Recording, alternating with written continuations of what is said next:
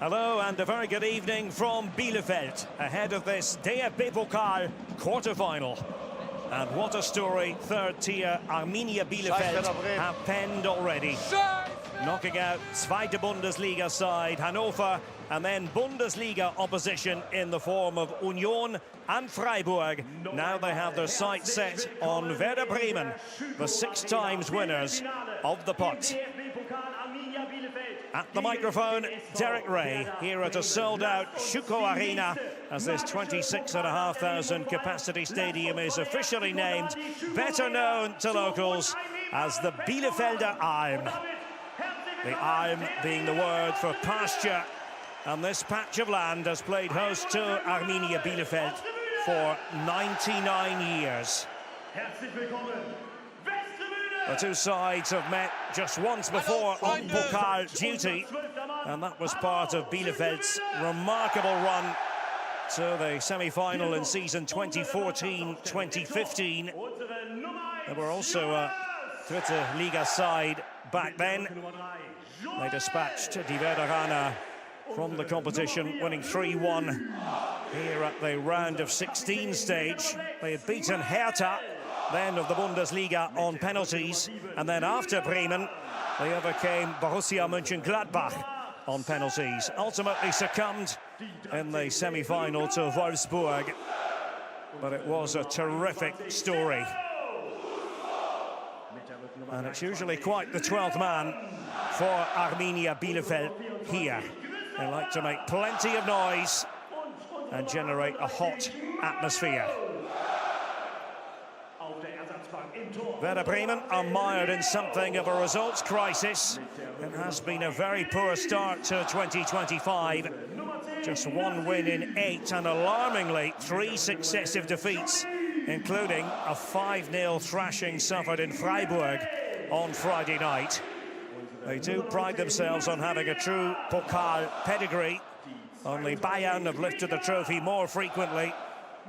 And there is a chance for Werder to clinch a 4th semi-final appearance in 11 years.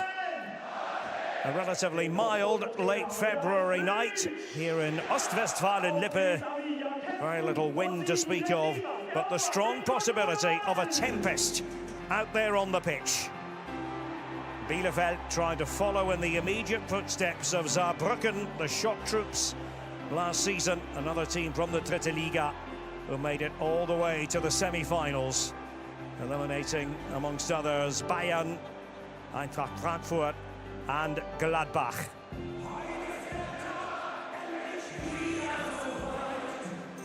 Let's sample a bit of the pre-match atmosphere.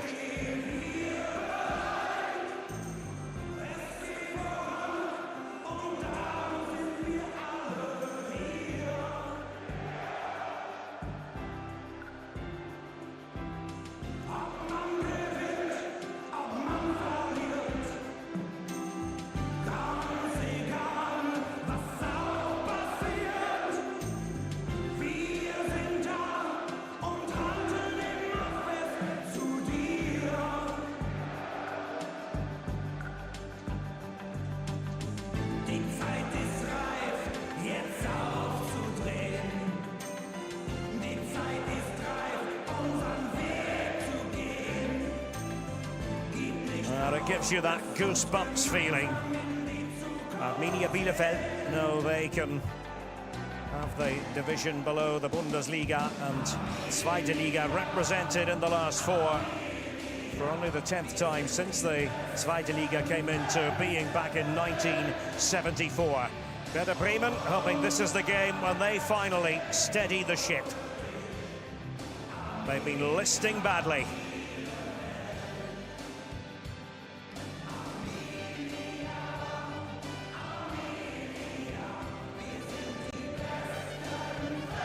At the home of Arminia Bielefeld, currently 4th in the Dritte Liga, the 3rd division, and it's not all that long ago they were playing in the Bundesliga. Between 2020 and 2022, they took their place in the Oberhaus, only to then fall hard, down 2 divisions in 2 seasons. But this is a place with a passionate football tradition. To be auf der Alm, as they say, here in Bielefeld, is to feel history and wider extension of community. Not a long journey for Bremen. It takes around 2 hours without traffic. Finding open road to drive on has been problematic for the men from the Oosterdijk in 2025. The really worrying statistic is the goals conceded figure this year, this calendar year, which stands at 22, the most of any team in the Bundesliga.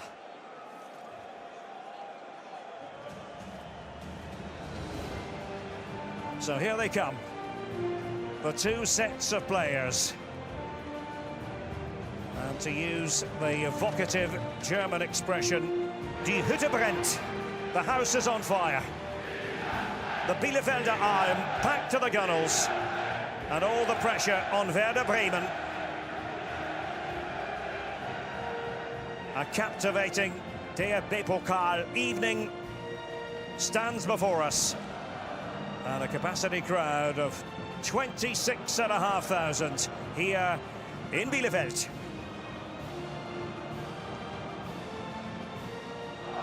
Remember, already through to the semi-finals, the Pokalsieger from last year, Leverkusen, and also Stuttgart. Leipzig face Wolfsburg in the last of the quarter-finals tomorrow.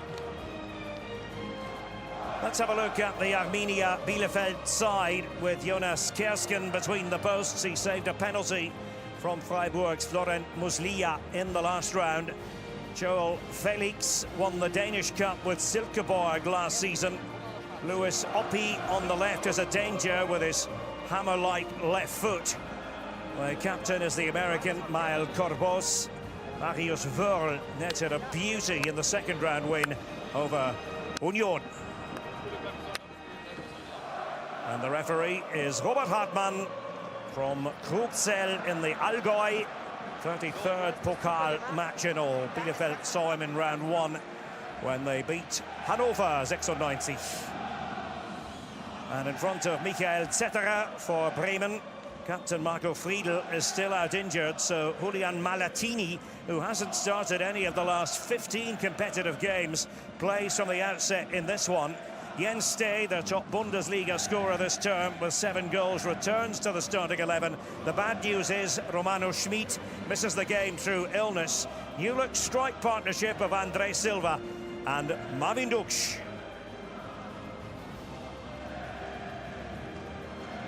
Werder Bremen to get to the stage have defeated Energie Cottbus. That was 3-1 away from home. Cottbus, rivals of Bielefeld in the Dritte Liga.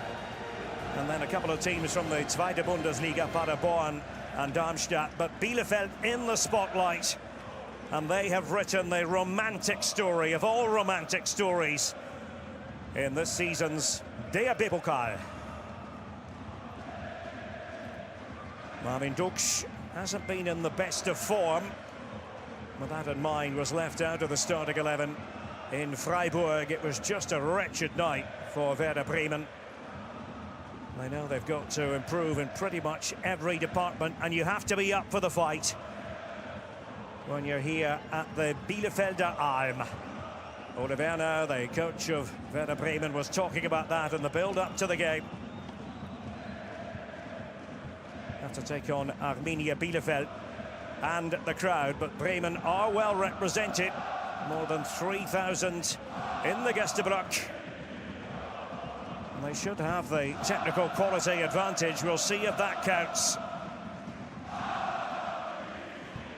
Mitch Kniat is the coach of Bielefeld. Won their last game way to 1860 in Munich by 3-0. He was serving a touchline ban, however. Had to watch from on high. And here we go.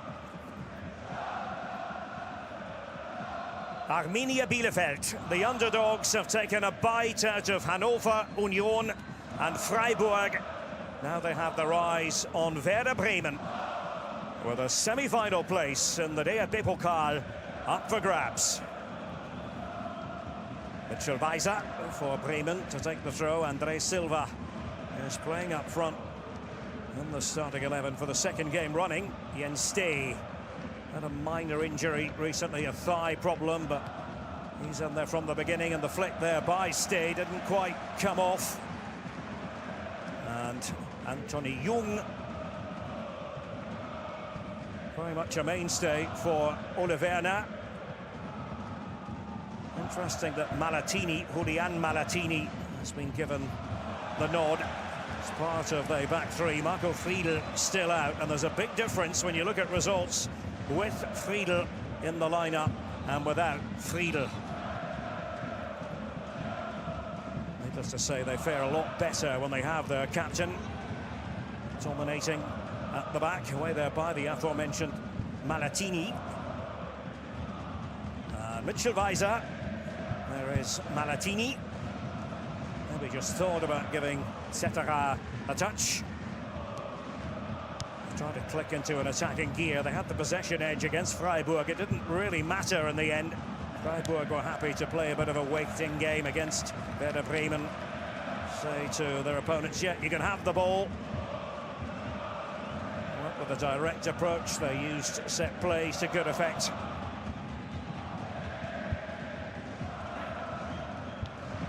Touch there by Lewis Oppi, and he is a player to watch. A couple of goals in the Pokal this season. One against Hannover in round one. Fearsome strike against Freiburg in round three. Mal Corbos, the American, and was Oppi.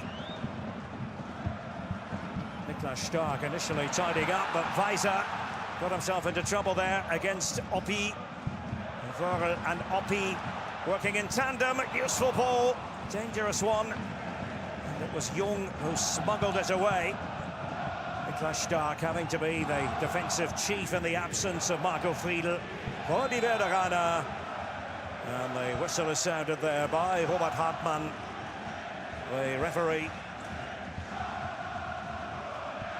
Deafening noise being generated by the Bielefeld fans. The Bremen fans, no slouches either in that regard. Has all the makings of a ferocious Pokal evening.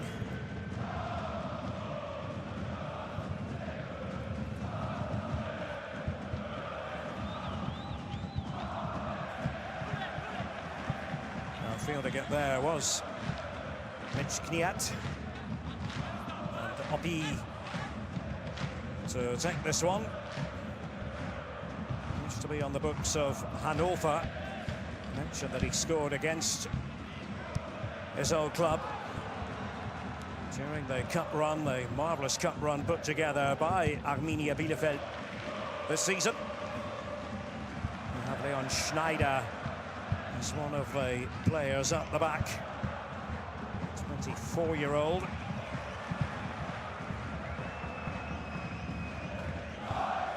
Stefano Russo has dropped in, often used as a defensive midfield player, but can become that third defender if they want to have that constellation.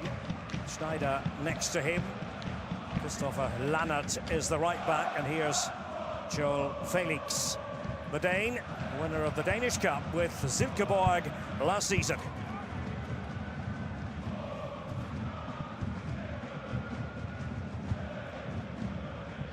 Ole Werner was talking about Bielefeld's ability against the ball, without the ball. How organised they are. Thinks that they're not a typical Dritte Liga side. They've got more quality than you might expect. So it's not just about battling and trying to keep things tight. One or two artists in their ranks as well. And Jung received it from Derek Kuhn on that occasion. Came off the head of Schneider for the Arminia. And 0-0 with 5 minutes on the clock here at the Bielefelder Alm, officially known as the Schuko Arena.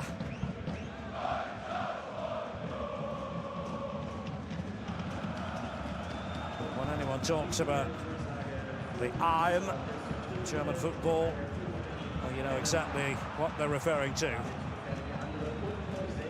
Tries to knit the passes together here. Bremen and Andre Silva, optimistic effort. The man on loan from Leipzig. Failed to score from the spot on Friday. Was denied by Noah Atubolu, who's now saved 4 consecutive penalties. And Werder did say he admired his link-up play. He's given him a second look, this time with Marvin Duksch next to him. Lienen there, Senne Lienen doing the ball winning, and that's very much his game. Oppi and the flick by Corbos. While Corbos hails from Mobile, Alabama, in the United States, although grew up in Greenbrook Township, New Jersey. Spent a big chunk of his football career here in Germany.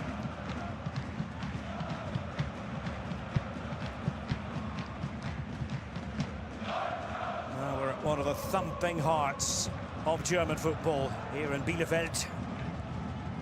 There's that comedic conspiracy that this city doesn't actually exist. I can confirm it's very real.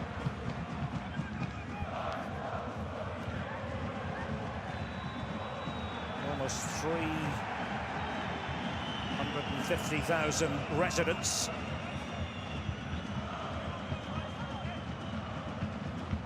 Niklas Stark doing the defending there against Julian Kania. Ran about 40 metres to score the third goal against 1860, the most recent game. 1-2 on the trot, Bielefeld in the Dritte Liga, currently 4th. Those 2 wins coming against Erzgebirge Aue, and then 1860, 1860, had lost 2 on the spin against Rot-Weiß Essen and Sandhausen. Touched there by Silva, Duksch for stay. Oppi tried to work back, and in went Corbos.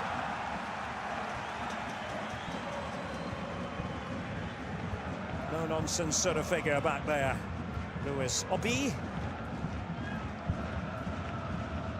Has very good pace, amongst other attributes. We spoke about his fierce left-footed shot. There's Derek Kern. And trying to leave at that time, Marvin Duksch. Might still be a work in progress, that understanding between Duksch and Silva. Derek Kern. Schneider for company, Leon Schneider. Marco Grühl, another of the players to have come in tonight for Ole Werner, the Austrian. When he scores, it's usually a brace. That's been his pattern this season anyway. Doubles against Union and Heidenheim. Mitch Kniat, former central defender with Borussia Mönchengladbach and their second team. Did once upon a time live in the Bremen area. Spells with Oberneuland and Blumenthaler SV. He's quite friendly with Ole Werner because once upon a time they went to the same coaching course. Grinds to a halt here. Free kick for Arminia Bielefeld. Sam Schreck just stepped on by Andre Silva.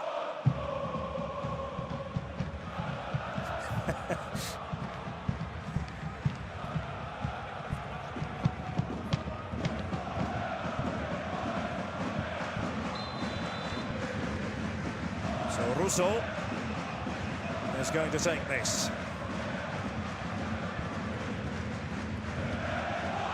Stefano Russo gonna get plenty of air, and it needed a touch there from Felix. Flag has gone up, whistles sounded,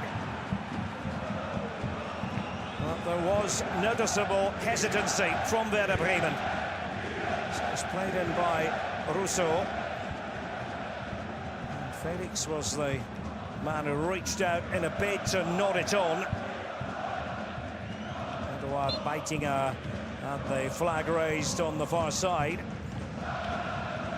Etc. between the posts. Member of the Mannschaftsrat, which is an important facet of any German football club, if you like, the team council. Got the captain, the vice-captain and several others who represent the players with broader management. Now, Silva did well, and Dux, and there is Weiser, and that was hit with some ferocity, making sure Kersken was concentrating to the full. It's Dux there who played it in, and Weiser. Quick thinking by Jonas Kersken. Hails from Düsseldorf, German dad, English mum. That reminds me that this city is twinned, amongst other cities, with Rochdale in England, in Lancashire. Anthony Jung. And back to Michael Zetterer. Usually fancies himself when it comes to the distribution game. And Weiser, but Oppi for company, and they're going to be sick of each other, I'm sure, by the time this game is over. Fiery atmosphere here at the Arm. Stay with the pass for Werder Bremen. 6 times DFB Pokal winners. 3 of the triumphs with Thomas Schaaf at the helm, 2 of them back when the great Otto Rehhagel was the coach. Nothing doing for Kunze over there, and maybe they can pose problems this time. Whenever he gets on the ball, Marvin Dux has the potential for trouble. Even though his form hasn't been great recently, I think most of the Bremen fans were quite happy that he was given a rest on Friday. He's the sort of player who can decide any game on his own.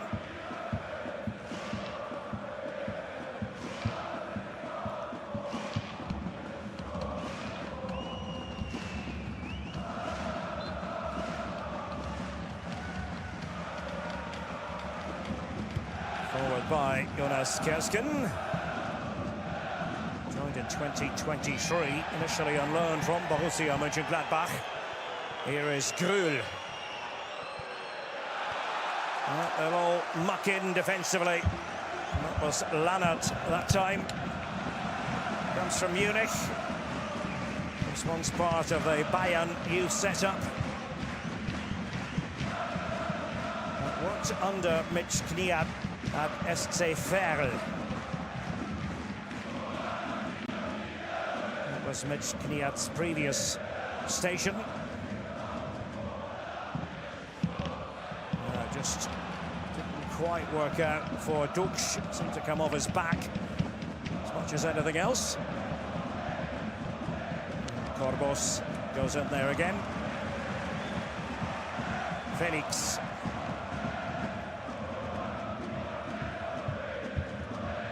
Well, no doubt look left whenever they can. And that means Oppi.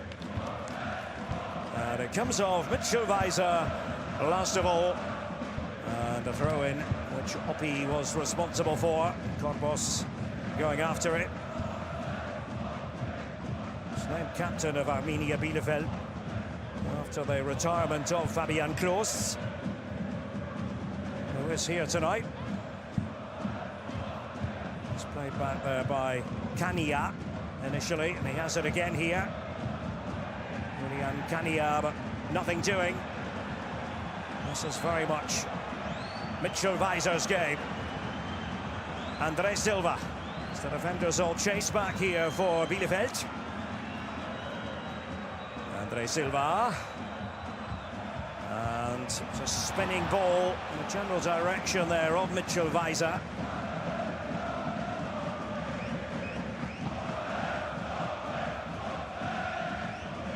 A quarter of an hour into this contest.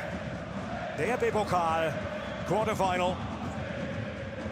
It's the third of the quarter-finals. Stuttgart took care of Augsburg. Leverkusen needed all their time against Köln. Leipzig and Wolfsburg tomorrow night to complete the set of games and the draw for the semi-finals to be made at the German Football Museum in Dortmund on Sunday. This was what happened. The referee, Robert Hartmann, took the fall. A few of the fans had a good chuckle about that. That can't happen to anyone. Vastly experienced official. Hails from the south of the country, from the Allgäu. Duksch had dropped into a deeper position. Will be interesting to see if he switches things around from time to time with Grühl. Stay. In Stay the Dane. Here's the pacey Derek Kuhn. That low ball, but too close to Kersken. In goal for the Arminia. Derek Kuhn. That spelling is deliberate. His mother was a very big fan of a detective series which was on TV here in Germany back in the 1980s. Simply called Derek, spelt that way. And apparently quite recently he's gone back to have a look at the detective series because he didn't know too much about it. Has since found out more about it. And that's the origin of the name. Here he is again, Derek Kuhn.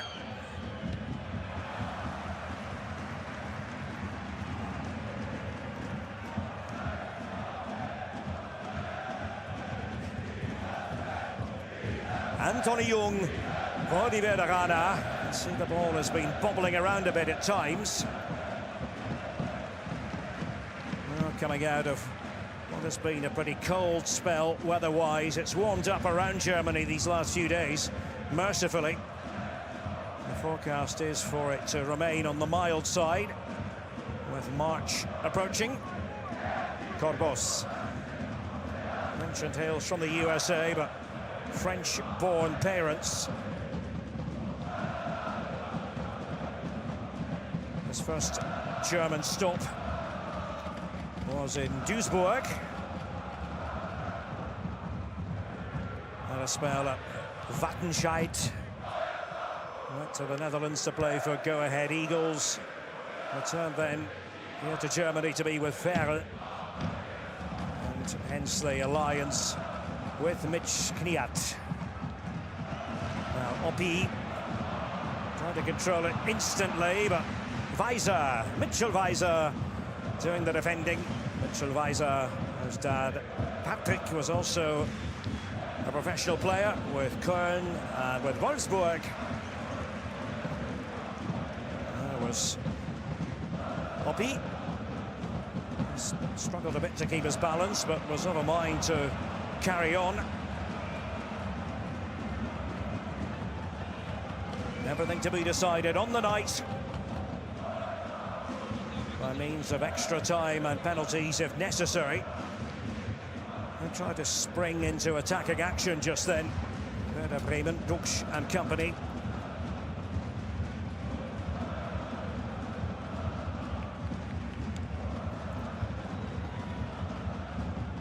So ambling over there is Grühl.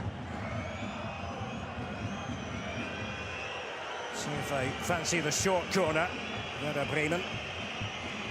This is the first corner of this quarter-final. Marvin Duksch trying to swing it in. Was Felix who nodded the ball down. Duksch has taken more corners than any other player in the Pokal so far this season, and he has it again. He received it from Andre Silva. The shot was charged down by Schneider. Stay this time. Mitchell Weiser. And then put in the challenge. Went in on Marius Wörl. He's been quite the character in the Bielefeld Pokal drama this season.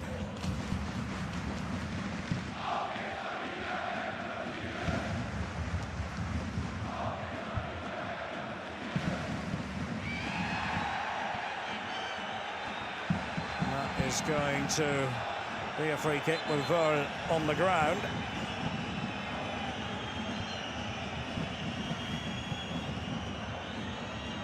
A slight pause here. 20 minutes on the clock. Malatini, more than a word into his ear.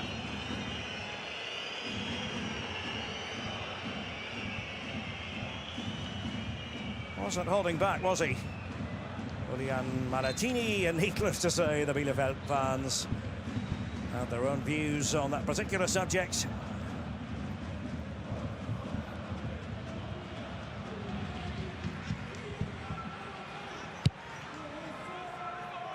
Have had their ups and downs in the last decade plus. Arminia Bielefeld. Something of a Fahrstuhlmannschaft, to use the German term. It's the equivalent of a yo-yo team, but yo-yoing all the way into the Dritte Liga. Not just in this phase either. Went back to the now infamous playoff against Darmstadt back in 2014. Went down to the wire. It looked as though Bielefeld had saved themselves. Into the Dritte Liga, but they were to find a bit of forward momentum. Of course, eventually make it back to the Bundesliga. We had the company for a couple of years, but demotion and then more demotion. So yeah, ups and downs. Here's Felix. Hoppe wanted it played to him.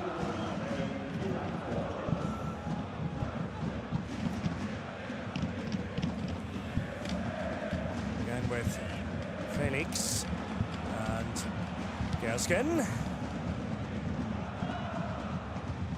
Superb in the last couple of rounds.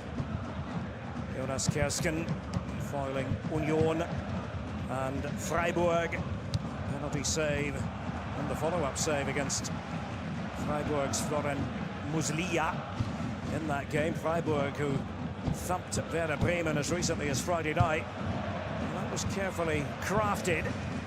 The idea was to push it through to Lukas Kunze, twin brother of Fabian Kunze of Hannover, and Lukas Kunze was able to put one over his twin brother in the first round of the DFB Pokal this season. On opposite sides, Kunze stabbing it back. Lannert. And again with Kersken. In terms of possession, it's just about 50-50 so far. Not much difference as far as pass accuracy goes. 3 Bremen shots or attempts. Not one registered yet by Arminia Bielefeld. They've been quick starters in the earlier rounds, able to come up with relatively early goals. After 13 minutes against Hannover, 12 minutes against Union, 28 versus Freiburg. Still waiting for the opening goal of this quarter-final here at the Bielefelder Alm, the Schuko Arena.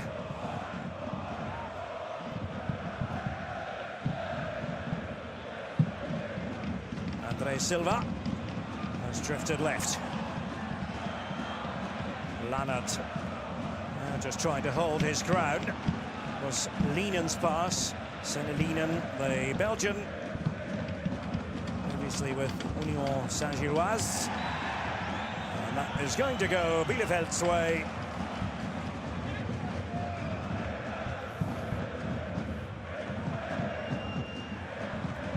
Just 1 or 2 instructions given there by Mitch Kniat to his captain, Mael Korbos.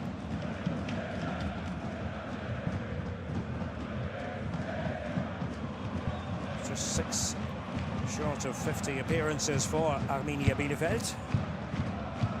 How can they build here? Wasn't a bad idea, Werder playing it in. It's held up there by Andre Silva. And Grul. Illegal intervention by Marco Grul, and a free kick here for Arminia Bielefeld.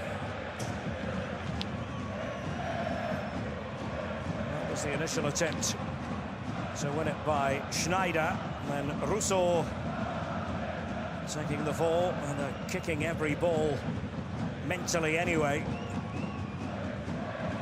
with heroes. Oliveira said before a ball was kicked tonight, there's no extra pressure on him or on Werder Bremen. They are big favourites. They're already in a results crisis. Just imagine what the crisis level number would be ratcheted up to should they go out here against third-tier opposition. Doesn't bear thinking about.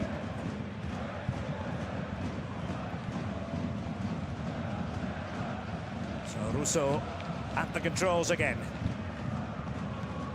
Plenty of bodies back for the Werderaner. Stay had made his way back, amongst others. And this time, Werl sees the verdict go against him and against Arminia Bielefeld. As we mentioned, Fabian Klos in the house tonight. Appeared on television, German television earlier. The personification of Arminia Bielefeld for so many years. Like we all said when he was playing, it's almost impossible to imagine life without him. In these parts, footballing life anyway. Andre Silva, and there was contact. Rousseau. Kniat perhaps saw that one a bit differently.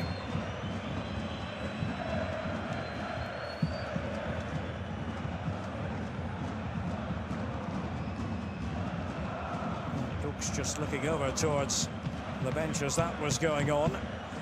See him moving a bit gingerly a few metres away from where the incident occurred. Rousseau on Silva. He's still not happy, Marvin Dux. Well, that would be a blow for Werder Bremen.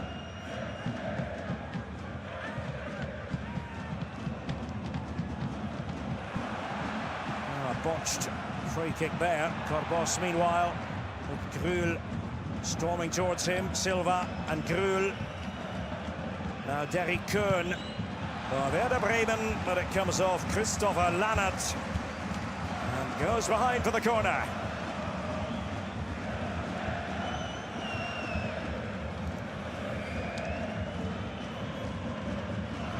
So it does appear that change is going to be made. Yep, Marvin Dux signaling over to the bench.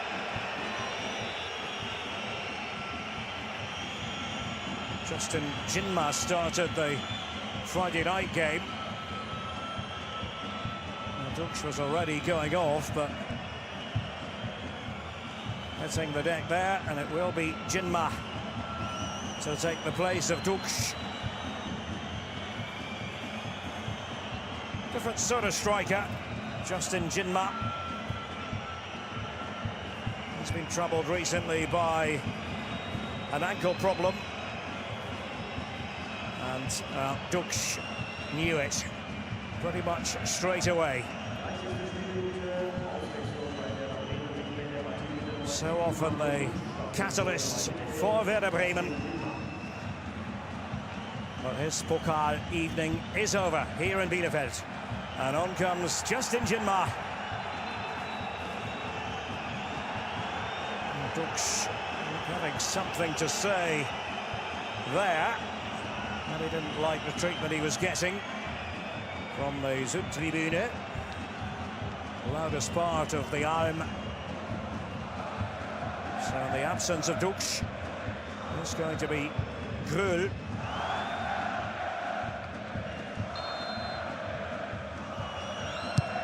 Marco Grul with it, and Oppi got the touch there for Arminia Bielefeld. Limping off Marvin Dux. Will we look back on that moment as a key one? We shall see. Grul and Kerskin having to commit himself. See if they can get players forward at pace here, Arminia Bielefeld. It's all a bit messy. Werder had custody of it. But Hartmann might have some action to take. Yellow card is flashed into the night sky. Mitchell Weiser searching for answers.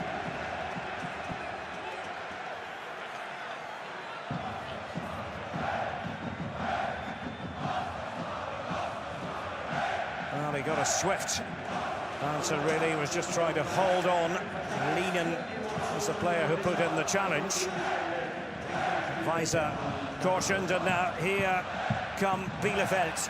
With Kania waiting in the centre. Malatini, it was Oppi who took aim. It came off. Stay. Well, it could have gone anywhere in the end.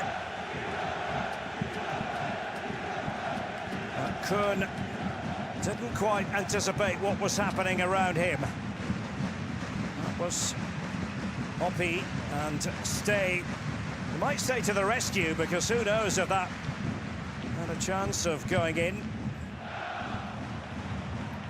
So they circulate the ball again. Schreck. And it comes to Werder.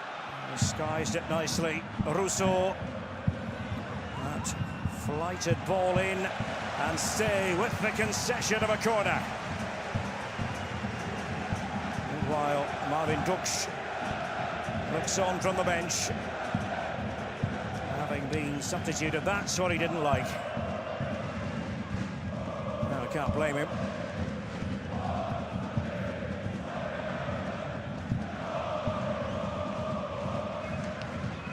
So this is the first Arminia Bielefeld corner. Rousseau taking it. Oppi was there. That left foot of Oppi. Dangerous ball, but fluffing his lines. Felix. Ay, ay, ay.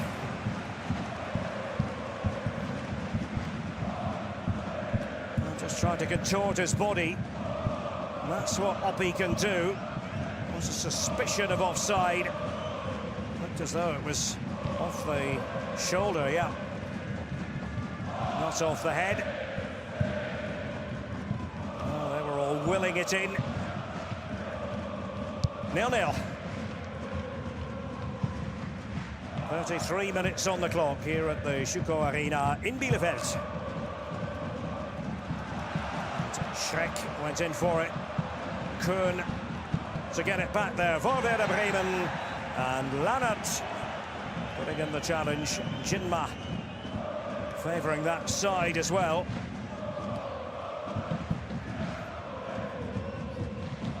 I was going to say, Sam Schreck is a great name for a player playing for the underdogs in a cup competition in the Pokal. Come back to that as Werder tries to fire it home and succeeds! Wow! Marius Werder has done it again. He is the man for long-range goals. And Werder Bremen caught out. Joy unconfined here in Bielefeld. Although Ole Werner doesn't see it that way.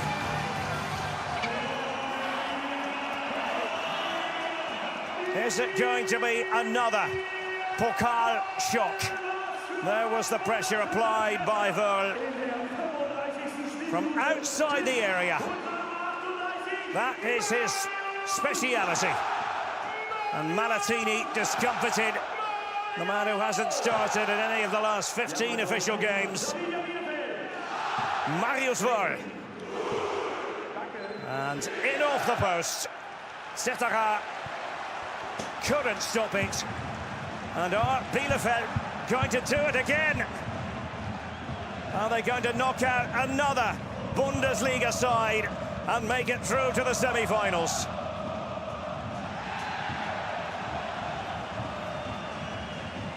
Free free kick has been awarded, and it's in favour of Werder. And Bremen know they've got to, if you like, keep the head here, remain cool. Still plenty of time for them to work their way back. Lienen with that illegal challenge.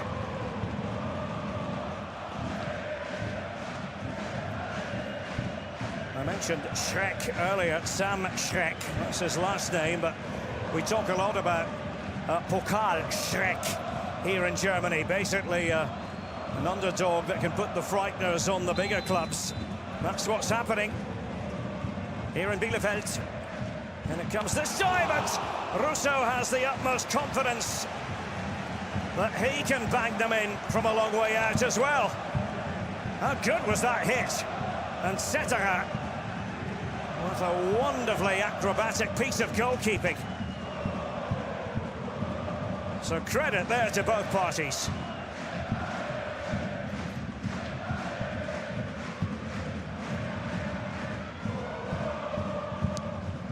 Well, trajectory from Russo. Got it back, and then this time giving it a higher treatment. Once again, Felix was up, and well, the long shot happy, and why wouldn't you be? It's been a pretty successful formula for Arminia Bielefeld throughout this Pokal journey. Werder from outside the area with the goal. See all the numbers as they apply to him, winning 50% of his challenges. It won't have come as a shock to Werder Bremen that he tried to win the ball in that fashion and then hit it towards goal. From the video analysis, Werner was discussing that in the build-up to the game.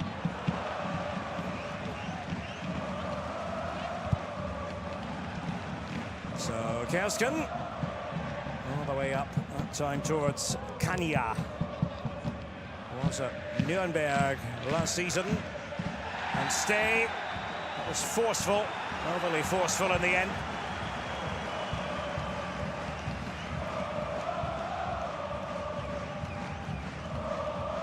Malatini in all sorts of trouble, and then Werder, superb.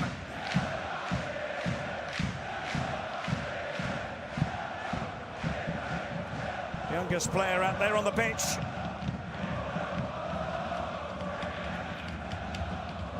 Has represented Germany at under 19 level.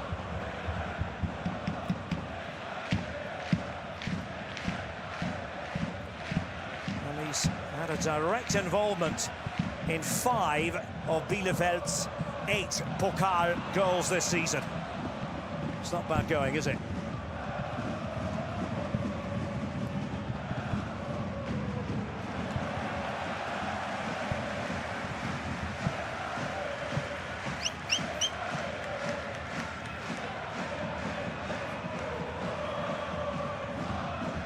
Well, they're always full of running, Arminia Bielefeld, and they've run a lot more than Bremen so far, and the sprint numbers are very encouraging too.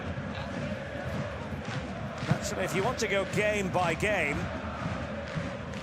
they've actually outrun Bremen in every round to the tune of 9 kilometres more per game. So they're, you would say, on pace.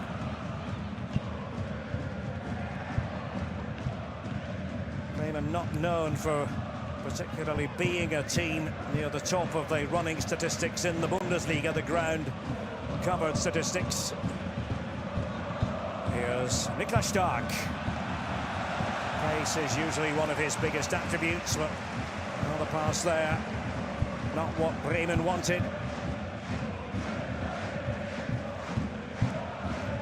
In the Bundesliga, Bremen conceded 17 goals through negligence based on their own build-up. Now here's another chance maybe, and it was Felix looking, and that might go over the line, and it did. What a bizarre goal. Well, Corbos was close to it. Felix was trying to be a nuisance. And things just get worse here for Werder Bremen. They cannot come up with solutions. Well, hoping maybe that officialdom will come to their rescue. Let's try to assess exactly what happened. It was a speculative ball. It was Malatini. And, well, did Corbos get that touch? Did it come off him? Or was it? Let's see. Mitchell Weiser back there, who got the decisive last touch. I don't suppose the Bielefeld fans are worried.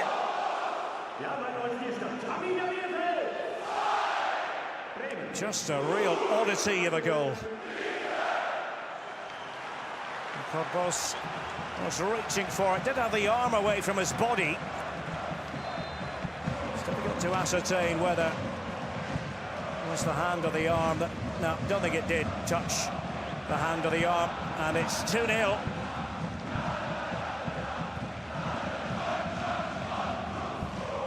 And it's going to go down for now as a Malatini own goal.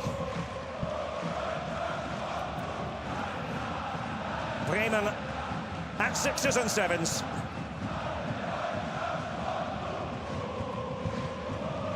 And the Pokal future currently on a very shaky nail.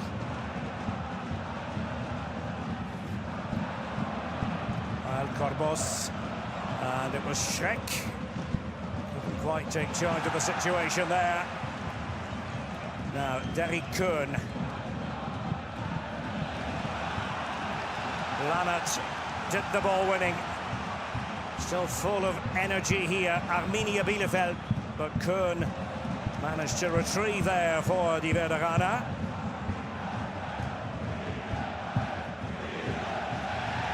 So Bielefeld ring around the arm. Andre Silva. Remember, Bremen are Duksch-less. No Marvin Duksch, had to go off injured earlier. Andre Silva leading the attack. Hasn't been coherent enough so far by Werder Bremen. And Duksch, often the man Ole Werner relies upon for inspiration. Malatini, and that really does go down as a big talking point now. You think about what has happened to him in this first half. Didn't look great thinking back to the first goal. Does go down as an own goal for the second. Hasn't started since early November. Somebody had to come in. Wondered if it might actually be Amos Pieper tonight. Former Bielefeld player, but they didn't go in that direction. Marco Friedl still out. Milos Veljkovic has been nursing a back problem, is on the bench. Malatini not covering himself in glory, and it's Schreck who's down here. Well, Bielefeld, very definitely the Pokal Schreck again. I make no apology for using that term. A team to put the frighteners on Bundesliga opposition in the DFB Pokal.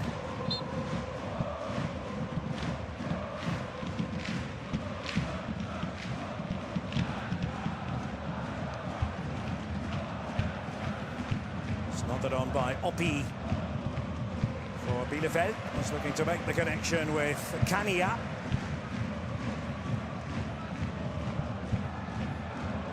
Corbos will let Russo do the honours.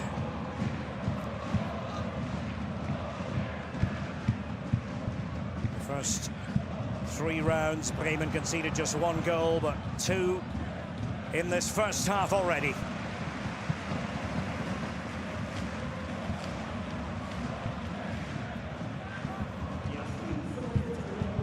They've had 3 own goals against them in the Bundesliga this term. A couple by Marco Friedl, one by Felix Agu, and now an own goal in the Pokal, courtesy of Malatini. No let-up at all here from Bielefeld. And Trying to chisel his way through was Kunze. Derek Kern. Andre Silva. Well, Werder Bremen. Well, they've got to believe in themselves. They've got to believe that with the quality in their ranks, they have the capacity to come back. Got to start somewhere.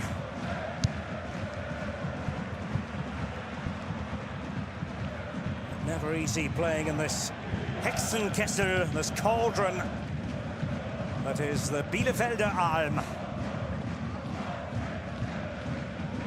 Capacity 26,500. Bremen represented by a bit more than 3,000. 2 minutes were promised at the end of this half.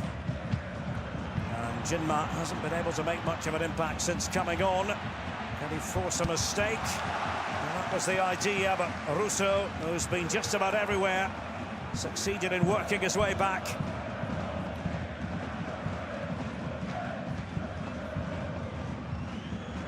Werder Bremen, who have lost 3 in a row in the Bundesliga, just 1 competitive win in this calendar year. Favourites tonight to overcome Arminia Bielefeld. But they're really going to have to do this the strenuous way now. Ole Werner's side. Half-time here in Bielefeld. And the third division side, 2 goals to the good. Wonder strike from Marius Wörl, and then the own goal from Malatini. And Bremen are in big, big trouble. Bielefeld 2, Bremen 0.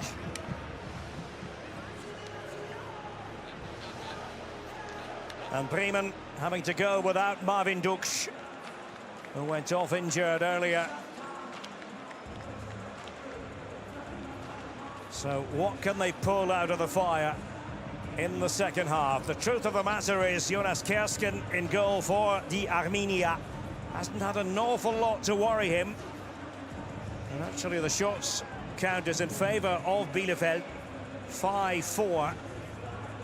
Have a look at the possession numbers there, and Bielefeld with the marginal edge. They've been up for it, putting in their challenges, and that is significant. The distance covered, something Bielefeld pride themselves on doing well, and a big advantage over Werder Bremen. Certainly have to up that number in the second half.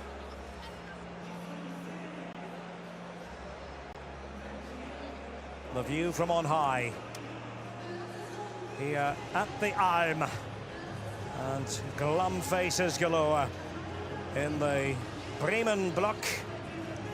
Let's have a look at the first half highlights.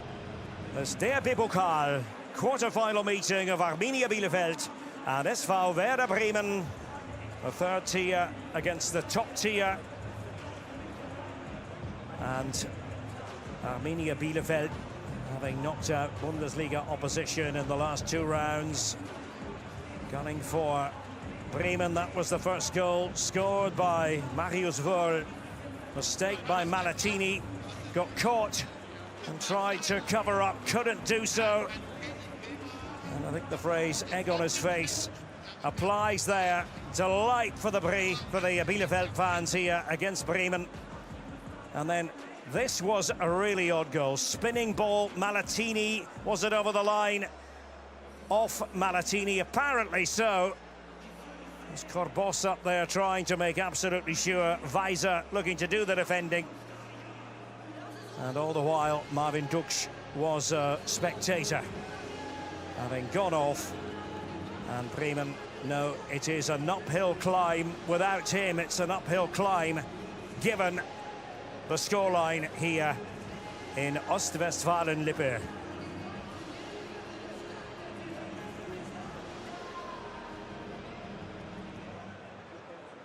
Well, they know they're going to have to put in a much better performance in the second half. Half-time here at the Alm, and Bielefeld of the third tier leading Bremen from the Bundesliga by 2-0.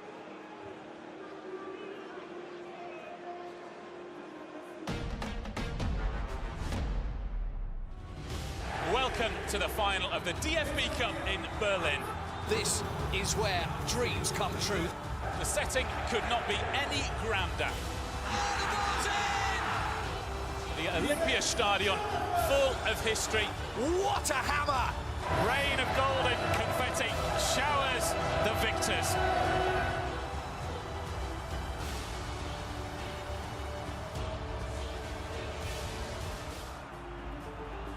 This man has been the player of the season, the MVP, call him what you will. Mayang's there! 1-0! Oh, so easy! Naldo strikes it hard. Saved. Follow up. Luis Gustavo. It's 1-1. De Bruyne. Oh, super goal from Kevin De Bruyne. Wolfsburg are a team that can play attacking football. We've seen it so many times. We're seeing it again. The man of the season must be Kevin De Bruyne. Jurgen Klopp knows a good player when he sees one. For the very first time in their club history, Wolfsburg become the winners of the DFB Pokal. It is penalties in the 73rd DFB Cup final. Who feels up for it? Who's confident? Nerves of steel. Thomas Müller. He has to score. Roy scores. And now it is all down to two people. Douglas Costa against Roman Bürki. The left foot of Douglas Costa could settle this for Bayern, and he has! Pep Guardiola says goodbye to Germany. 3-2-1, up she goes! Bayern München, DFB Pokal winners. It's the showdown of the season, an intriguing clash between two of this competition's most storied clubs. For Borussia Dortmund, this is the fourth year running that they've been in the final, but they've lost the previous three. Here's Dembélé, the face of the future for Dortmund, and he's opened the scoring. Ousmane Dembélé. Gacinovic has Ante Rebic in plenty of space. Ante Rebic equalises for Frankfurt. Nerves of steel from Pierre-Emerick Aubameyang. It's celebration time in black and yellow. The relief is evident. 3 defeats in a row. Now they finally taste victory. And now Frankfurt can break. And Ulreich is out of his goal. And Frankfurt are going to win it here. The DFB Cup final has been won by Frankfurt. Rebic bundles Thiago off the ball, and he's created a chance for himself. It's Ante Rebic! Lewandowski brings Bayern level. Rebic can run again. It's Ante Rebic! And Rebic puts Frankfurt ahead! The deciding goal again. Gacinovic, he had the legs and the lungs to carry him all the way to the end. Eintracht Frankfurt are the DFB Cup winners 2018. This is the DFB Pokal, and today is final day. Oh, have you seen the like of that? Of course you have, because it's Robert Lewandowski. Oh, that was sweetly done and sweetly finished. Kingsley Coman makes himself into a Bayern hero. Robert Lewandowski, has he got the speed? Has he got the control? Has he got the finish? You bet he has! They can now celebrate well and truly the 12th domestic double. Oh, superb strike from David Alaba. Serge Gnabry makes it 2. Lewandowski. Oh, a comedy goal to add to that. What a hammer from Sven Bender. Chance for Robert Lewandowski to get his second, and that's exactly what he does. Oh, that was a very well taken penalty. And Bayern win the DFB Pokal, and the party can start. A dream come true for Edin Terzic. He's led his beloved Borussia Dortmund to DFB Cup glory. And Sancho has got space to shoot! A goal worthy of a cup final. A world-class goal from a young man who is already one of the planet's best strikers. Surely Jadon Sancho for 3-0. Dani Olmo. A fierce strike. Will that spark a comeback? A brace for Haaland, and surely now he is a cup winner. It's a golden night for the black and yellows. They've rediscovered that winning feeling. Erling Haaland and Jadon Sancho have written themselves into Dortmund folklore. Who feels that they are going to be the man to step up and take the responsibility on? Benjamin Henrichs, has he got it? Yes. All the pressure now lies on the shoulder of the former Leipzig player. Demirovic against Golaci, off the bar, and Leipzig have the cup! The DFB Pokal goes to Leipzig. They are the winners. They hold it aloft, and they celebrate a fabulous victory and a little piece of history. The 2023 DFB Pokal final brings together two teams who've shown in recent years that they're cup specialists. Here's Nkunku, trying to make space for the shot, deflected and in! Christopher Nkunku scored in the final last season, and he makes a breakthrough in Berlin again. Oh, that's brilliant! Szoboszlai! That's a goal worthy of a cup final, and surely it's the goal that wins this cup final. The DFB Pokal still belongs to RB Leipzig, who are DFB Pokal winners in 2023. The 2024 DFB Pokal final is a classic David versus Goliath showdown. Newly crowned German champions Bayer Leverkusen looking for a domestic double, but second-tier Kaiserslautern are standing in their way. Oh, what a strike! Granit Xhaka! He is making the extraordinary scene routine. Domestic domination, a first-ever League and Cup double for Bayer Leverkusen. A season beyond their wildest dreams. Bayer Leverkusen and Xabi Alonso has delivered again.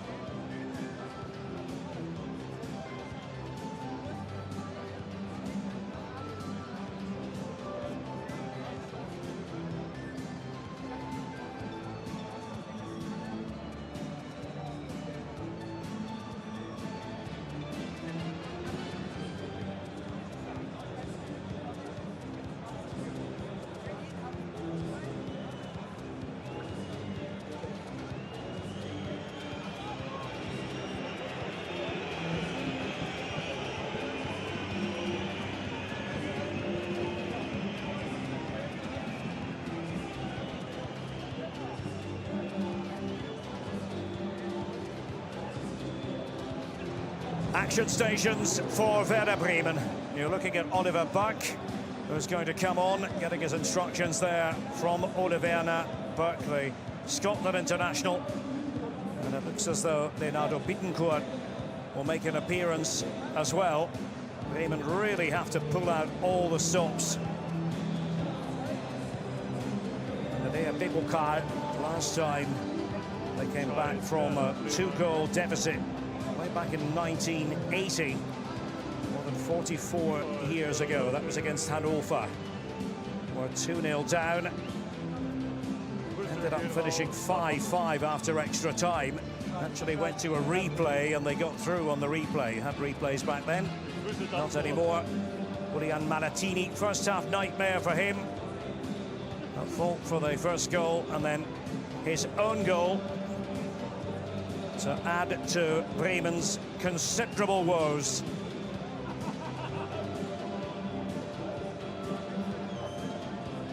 And Grul and Andres Silva are the two players not to have re-emerged.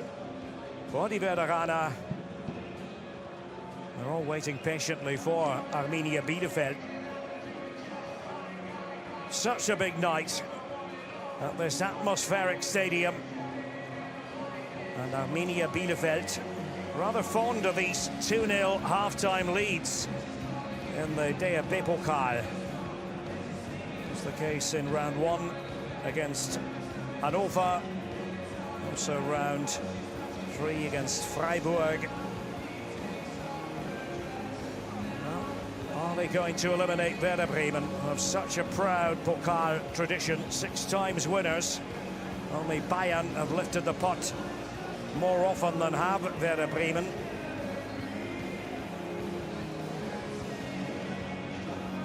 So the changes, and just to confirm, Grul no longer part of the equation, Andres Silva no longer part of the equation, Oliver Burke is on, and so is Leonardo Bittencourt.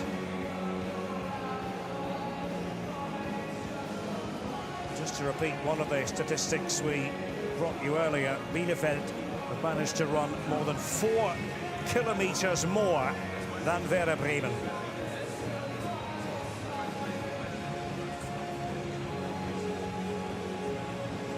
Well, they've received their instructions from Mitch Kniat. Just imagine what this place is going to sound like if Bielefeld can do it. Close. He's been doing some television work.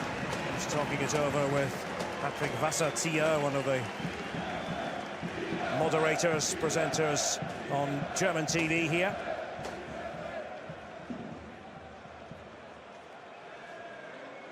Well, they'll be playing towards the Südtribüne, the loudest part of the arm, Arminia Bielefeld, in the second half. Can they finish the job? First 4 shots or attempts in this game were registered by Werder Bremen. But the last 5 have all come from Arminia Bielefeld.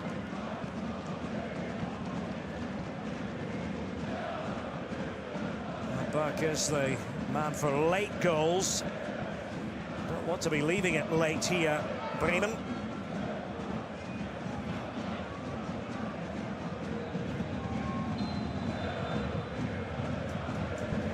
Element of confusion. Robert Hartmann did blow his whistle. Don't think the Bielefeld players were quite ready, but here we go now. Something pre-rehearsed. And 2-0 to Arminia Bielefeld. Set long there by Kersken. Touched on by Wörl. Youngest player on the pitch who netted that goal, and then the second goal was an own goal courtesy of the youngest Bremen player out there, Malatini. There's a yellow card from Robert Hartmann. Not wasting any time at the start of this half. And that's what he took exception to, Felix. A tug on the shirt of Jinma. Came on earlier for the injured Marvin Duksch. So Felix, a Danish Cup winner with Silkeborg, goes into the book.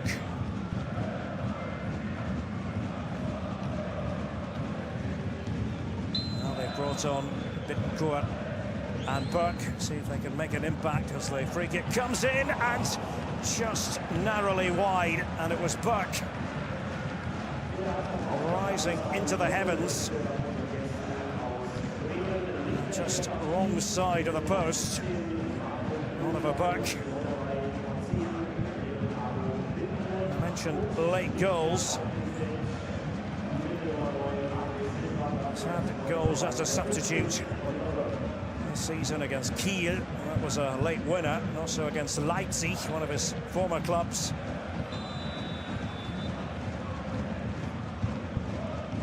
Scored a very famous late goal, a late winner in Dortmund for Werder Bremen back in 2022.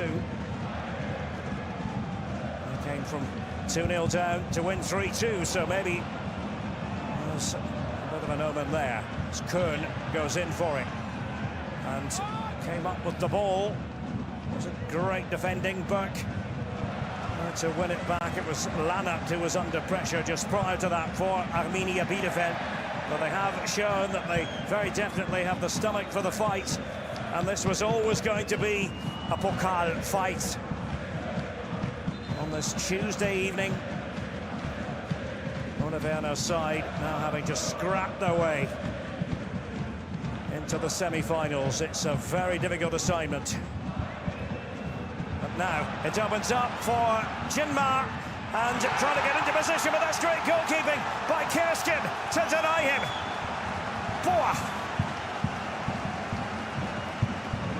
Well, he had the freedom of the arm, Jinma, and he was onside. Felix wasn't getting there, but Kerskin. That is commanding goalkeeping.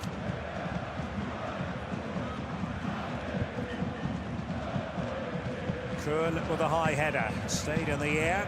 Derek Kern once again. And that was bound to be a free kick. Schneider was the guilty party going in on Bittencourt.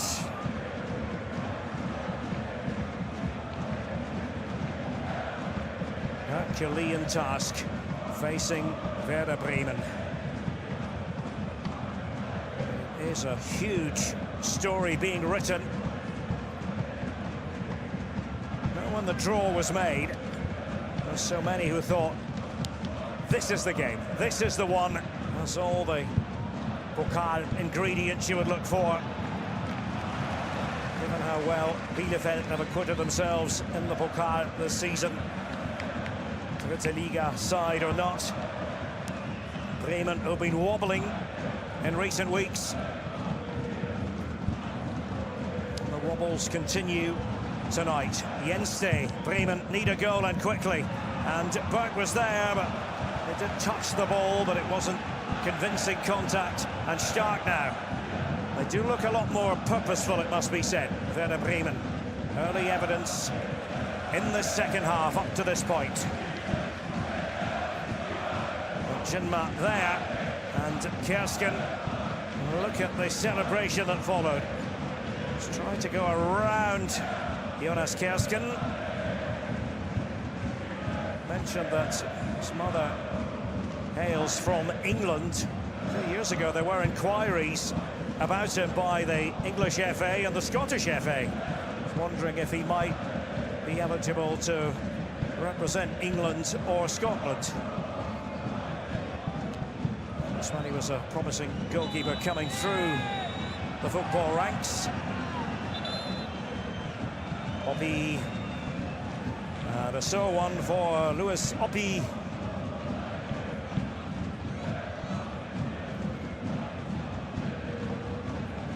Goal against Hanover in round 1, goal against Freiburg in round 3. And that was the cause of the head knock.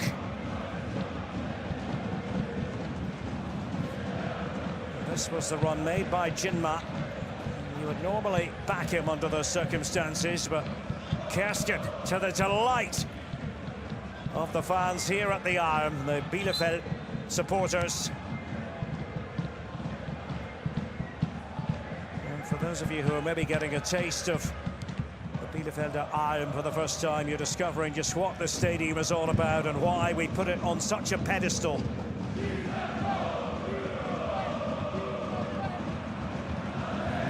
Pass that time, Bittencourt was in the vicinity. Malatini for the Werderaner.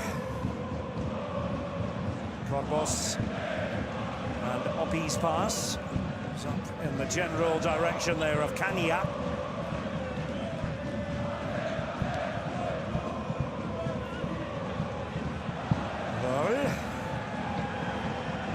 Faced by Lienen. Mitchell Weiser to throw it back in play 6 minutes into the second half. Just to repeat, everything to be decided tonight. We'll go to extra time, penalties if necessary. We're a long way from that right now, given this lead that Arminia Bielefeld enjoy. And should they make it to the semi-finals, they would be guaranteed to have home advantage in the semi-finals. That's as per the rules of the competition, being a Dritte Liga side. None of that happened with Saarbrücken last season. Bittencourt, optimistic sort of ball, stay always likely to go after a ball like that. Has the ability to get on the end of such a ball. 7 goals he scored, his best ever goal-scoring season. Included a hat-trick in the wild comeback earlier in the campaign against Hoffenheim. And, well, Bittencourt involved in that scene as well. What a gentle pushing and shoving. Bittencourt slightly hot under the collar. This was the confrontation. That is all away from his body and made contact with the face of Werder, and then decided he wanted to drag him back up onto his feet. He's paid the price. Leonardo Bittencourt only on the pitch for a matter of 8 minutes and having his name taken by referee Robert Hartmann.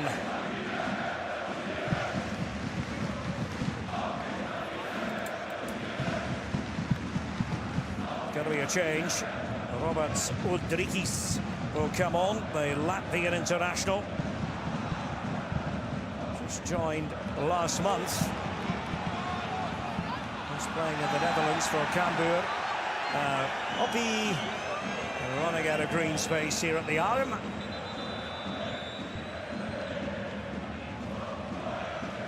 And there will now be a personnel change for Bielefeld. That's it for Kania.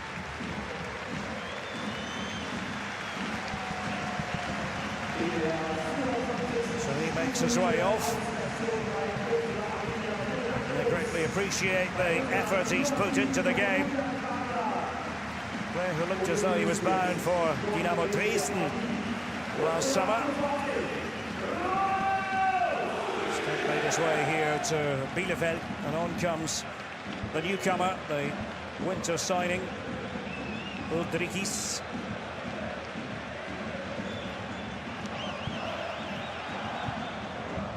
Apparently has scored before in cup semi-finals in the Netherlands and in Switzerland.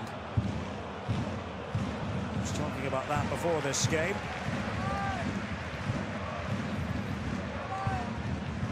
I wouldn't mind netting in a Pokal quarter-final.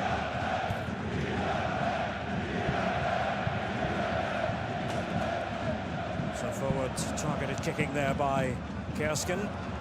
We might see more and more of that with Uldrikis, a very obvious target in the air.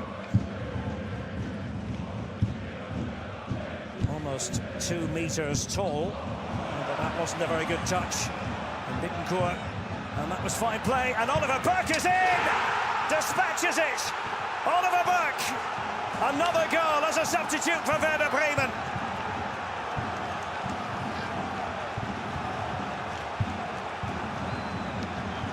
And that changes the mood music. Bittencourt and Burke deployed at the start of this half by Ole Werner. Uldrikis just on for Bielefeld.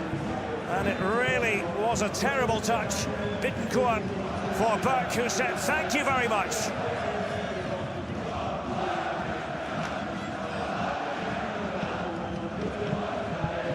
So 2-1 now. And as I was saying, it's a different looking Bremen. It's a more direct Werder Bremen. Those personnel changes have clearly made things better. They still have time on their side. Niklas Stark. Here is Louis Oppi for the Bielefelder. Zimmer wanted to slide it out towards Weiser. Lannert, well aware of the presence of Kuhn.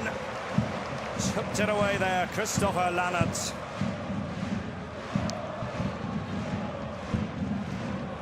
Derek Kuhn wondered where the ball was, and then two thrown towards him simultaneously. Derek Kuhn. Lannert digging in defensively, so to Kunze there. Who got the last touch? Apparently it was Derek Kuhn, actually, who managed to play it off Lannert.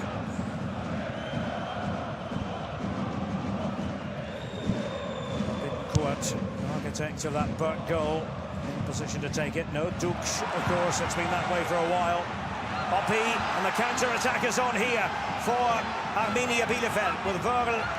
And do they have a third goal in their future? There's Cetera. As that shot came in from Lannert. And then a shove on the part of Schneider. Oppi. And the position that Werder had taken up, and then Lannert. Maybe just that touch didn't help matters. It wasn't a bad shot, that you have to say. Bielefeld playing very much on the counter-attack, and it's a much more lively Werder Bremen. It's 5-4 in shots or attempts at half-time. It's 7-5 in Bremen's favour now. They have the bit between their teeth, and it was Bittencourt who went in there, but well, the challenge adjudged to have been illegal. Werder is down. Wry smile etched on the face of the very active Bittencourt. Leaning in there as well, and that was Bittencourt, who has to be more than a bit careful. That was Rodriguez just on seconds beforehand, and then Bittencourt, and then back. Just wanted to make sure that he applied the finishing touch, and succeeded. Often wonder what it is about Oliver Burke. He seems particularly well suited to being a substitute. In fact, recently hit the 50 subs mark in the Bundesliga in record time in terms of total appearances.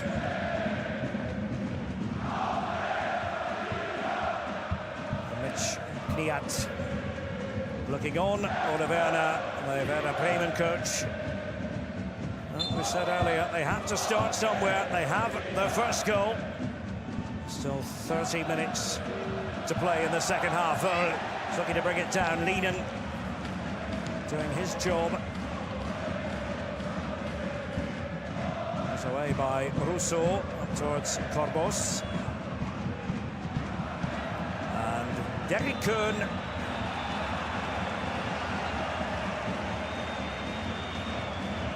Well, the Bremen players not best pleased about what transpired there.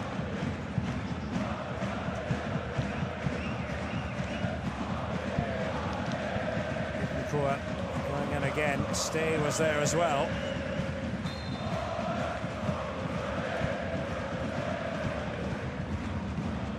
Head flicked on by Werder. Corbos is trying to drag it forward. His turn to go to ground. Lannert. That unlawful piece of play.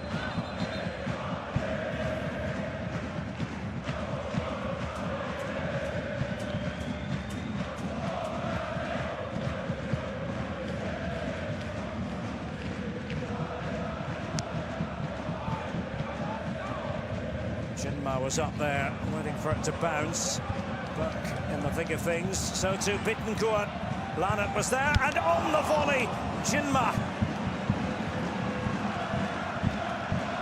It was sweetly struck by Justin Jinma. Buck there, high into the sky. I'm going to say it fell kindly for Jinma. It didn't really. That was not easy, the dropping ball to hit with authority. Bremen, right now, you'd have to say, look the likelier side. Very different feel to the proceedings here. Rodriguez, as they play it down. Not long on the pitch.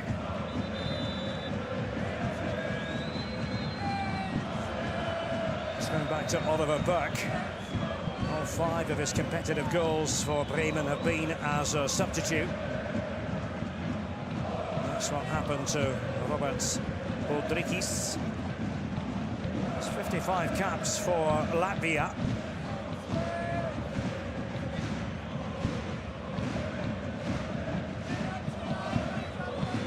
Scored his first goal for his new club in the win against 1860 München, 1860.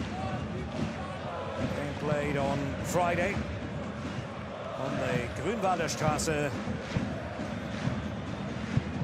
Boss really influential, the captain, in terms of the tactical talk, and just receiving instructions there from Mitch Kniat and his staff. Bittencourt for Burke. His first ever goal in the DFB Pokal. Managed to control it and then steer it home. Didn't have to be the perfect shot, just had to get enough on it to push it past Kerskin, and that's what Ole Werner wanted to see from his substitute.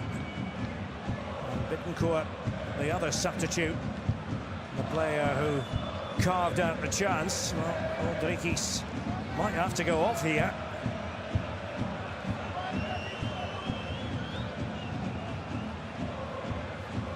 Brought him on to be a different sort of player up front, somebody who can hold the ball, somebody who can be good in the air, and then that especially adhesive touch. Going back to the concession of the goal, stretcher called for. So the players gesturing. They have another substitute ready here, Arminia Bielefeld, namely Noah Joel Sarenren-Bazé.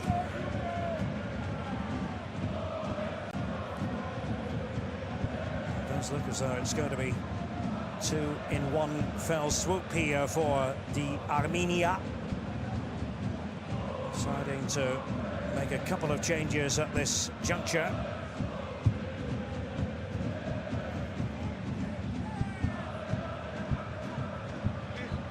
There's the other substitute, Maximilian Grosser. Used to be with the Hamburg second team. Of course, we're reminded of the fact that there are strong connections between Bielefeld and HSV in terms of their supporters.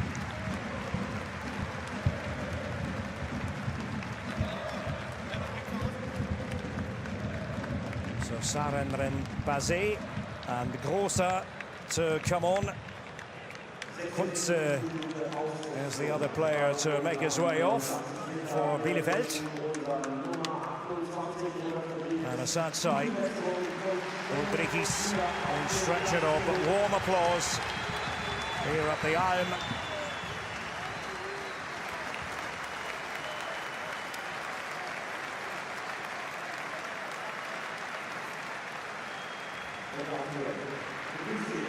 Grosser hasn't started any of the last 5 league matches. And plays a defensive midfielder, really a converted defender.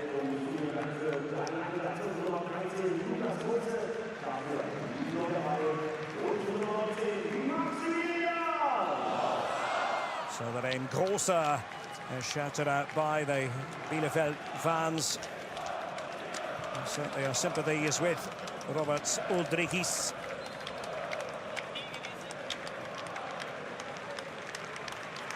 Well, it's going to be fascinating to see what happens the rest of the way on this DFB Pokal evening here in Ostwestfalen-Lippe. 2-1 in favour of Arminia, team from the 3rd tier. Ole Werner and Werder Bremen of the Bundesliga. Results haven't been going their way recently in the Bundesliga. Performances haven't been great. leaking far too many goals, and that was the case in the first half of this match as well, but they've given themselves a fighting chance thanks to that goal by Oliver Burke.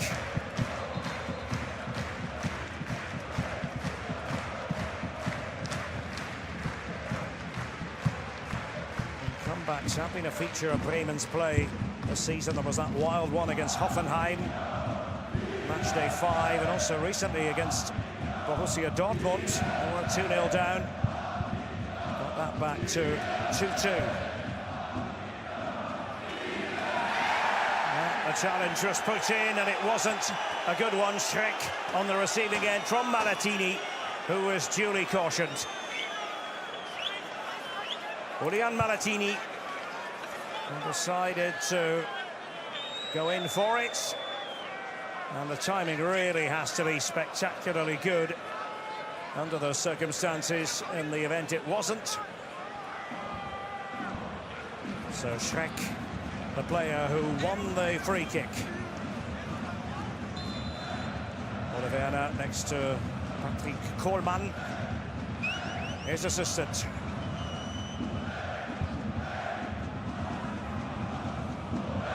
No great hurry to take it. Also, the latest one right into the belly of the Bremen defence. It was Malatini initially, then Stay. And the decision goes the way of Arminia Bielefeld.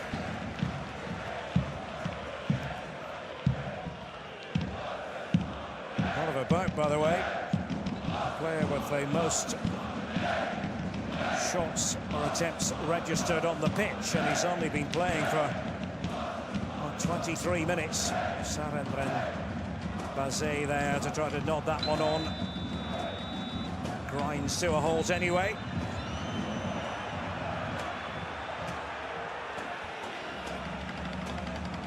But Hartmann just calling for the ball to come back, and Stark initiates the build-up. Happy to go direct again here. Jinma, but offside there. Eduard Beitinger, assistant referee with the flag up, and it was a correct decision against Justin Jinma.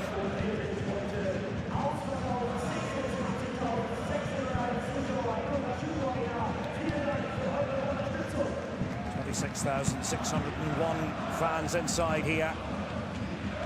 As you heard, perhaps over the public address system, ausverkauft, sold out. It's a very hard ticket to get. Young's pass, and that went astray. And here's Schreck. Korbos. Wasn't a bad idea. Sarendren Bazet was chasing after it for Bielefeld. They've been right behind their side throughout, these Arminia Bielefeld fans. Opie to take the throw for the Bielefelder.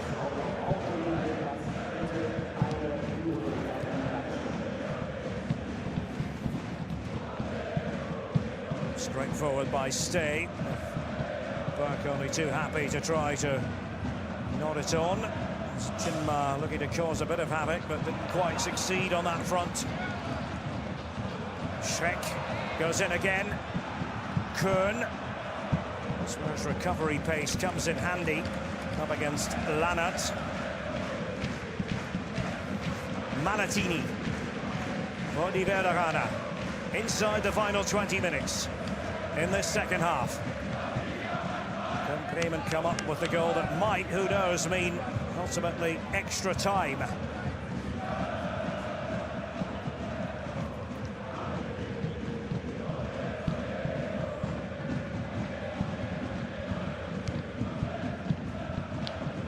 There's Burke. I'll try to play it forward on that right-hand side. Getting the break of the ball, and Jinma was in there, but all hands on deck once again for Arminia Bielefeld.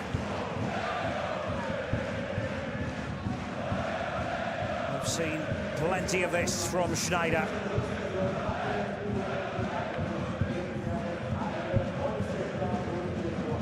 Right in front of the Bremen block. The away section. Didn't Bittencourt with it. Stark was up. Wanted to get head on ball. Lieden. And the Belgian. Was a player in there for Arminia Bielefeld. Schreck. That's delightfully done. Saren Bazé. He's a natural runner.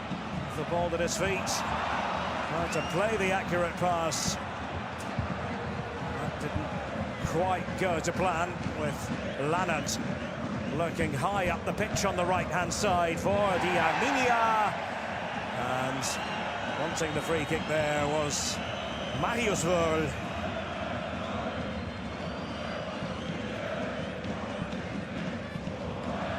Sam Schreck, by the way, has done more running out there than any other player. Last check, 9.5 kilometres covered, and has won just under 70% of his challenges. Distance covered, we spoke about earlier. Sprints, we spoke about earlier, and both heavily in favour of Bielefeld. And the gap just continues to widen there. Doing more work against the ball in the second half. Here's Bittencourt, who has helped make a difference since coming on. Saren Bazé jumping up there together with Jung. Corbos. Oppi.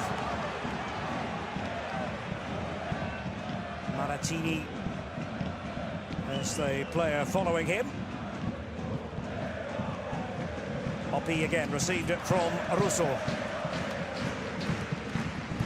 Felix. That hails from St. Lucia in the Caribbean. Danish mother. First season with Arminia Bielefeld. Danish Cup winner last year with Silkeborg. Schreck. Away by Malatini. Out of play it goes. Kuhn might be fast, but not that fast. And Bielefeld quite happy to accept the throw-in as we move towards the final 15 minutes. No instructions there for Sam Schreck. Daniel Kara is one of the assistants. Actually had to fill in for Mitch Kniat on Friday against 1860 because of his touchline ban. Watched from behind glass. And eventually celebrated one of the goals through an open window. Russo with the throw after the ball had come off Kuhn. Trying to play it in there, and it was Corbos who took on the shot. Saren Bazé also involved in an attacking sense. It comes off Louis Oppi. And we are now inside the final 15 minutes. This is tension central. No two ways about it. 2-1 to Arminia Bielefeld. Do they have another giant killing act in their repertoire? Giant killing in the sense that it's third tier against top tier. But Oliver Burke has already eaten into the lead, and Burke again. And behind it goes for what will be a corner. Rosa got the touch there for Arminia Bielefeld. And again, Bittencourt trots over to take this.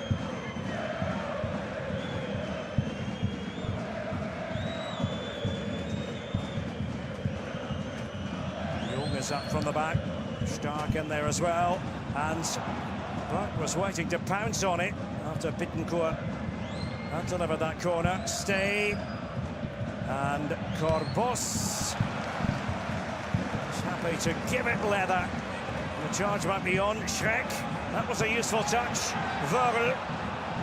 He gets into shooting position from a long way out. Never count him out. Lannert with the pass. And it was intended for Saren Bazé. Malatini sliding all the way across. And that is the scene in the Südtribüne, away to our right.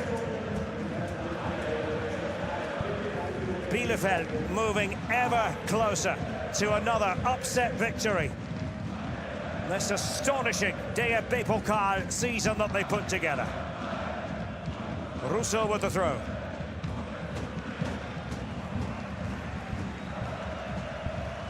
Now just trying to conserve a bit of energy. They have been running machines out there, Bielefeld players. That was offside. Werder, the player who had strayed.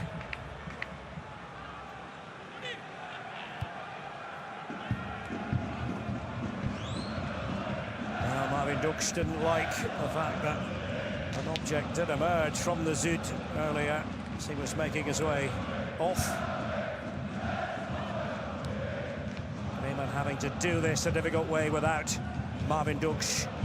It's Kuhn with the pass. He has done a fabulous job of nipping in there and plugging holes throughout this game. Russo. They can almost taste the semi-finals. Arminia Bielefeld.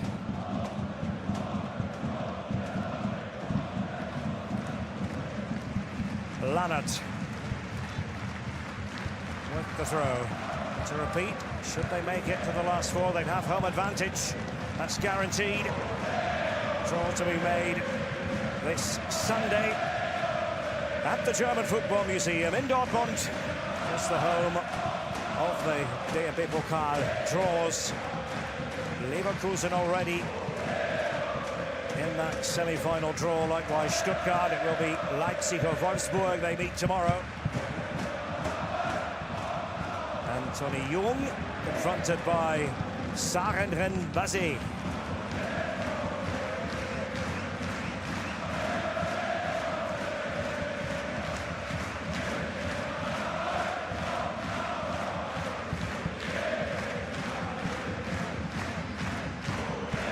So, with a throw in here for Bielefeld.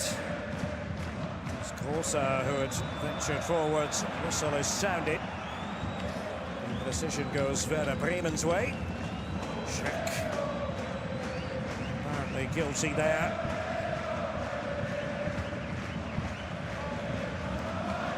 Former Erzgebirge Aue player Sam Schreck. Second season wearing the colours of Arminia Bielefeld. I mentioned that there is this Nord-Allianz, as it's sometimes referred to, friendly relationship with Hamburg. There's great rivals of Werder Bremen. Well, they know they have to get rid of it at times, Bielefeld. Don't want to be too elaborate and playing out from the back under these tense circumstances. Werder. Schreck now for Arminia Bielefeld. Lannert. Decided to give it to Schneider. Großer. Felix with the pass, keeping it on the ground, remaining composed. Corbos is a real fighter, important part of their pressing approach. Covers plenty of ground, always guaranteed to do so. Mitchell Weiser was upended there, and another substitution. Fit again, Felix Agu on for Derek Kuhn. Something's bothering him. And he won't be able to influence the match anymore. Meanwhile, there's Kersken throwing himself at the ball, my goodness. Play had been halted. It was in the net, Bittencourt swivelling around, but he really took one for the team there, Kersken. Decided that it was necessary to come all the way out. Jinma was chasing, and he wasn't the only one. Buck in there as well. And see how the contact came about. That's how it came about. Buck maybe maybe a little bit naughty. The boot outstretched. He'll say he was going for the ball. Kersken certainly felt the pain. Time is tight here for Werder Bremen.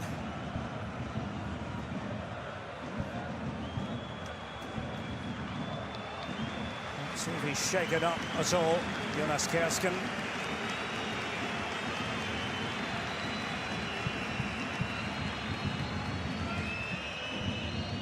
Just making sure that he's going to be able to make use of all the joints he needs to make use of. Oliver Burke with the goal earlier for Werder Bremen. And I have to say, the DFB Pokal delivers again.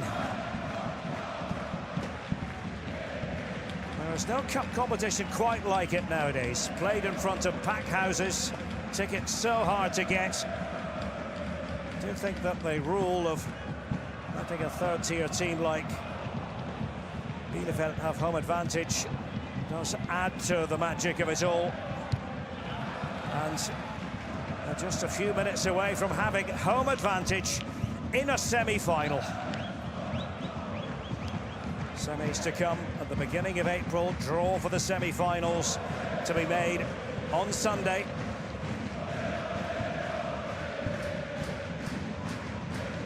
Can Bremen stop Bielefeld?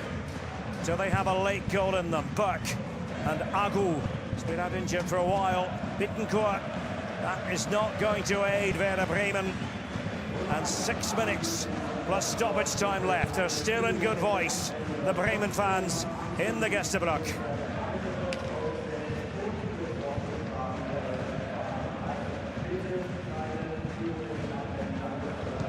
Now fire and brimstone perhaps required, as well as technical skill. And again, we have to talk about Marius Werder and his performance. The 20-year-old, don't think started, a fabulous goal. Winning a lot of his challenges, covering so much ground.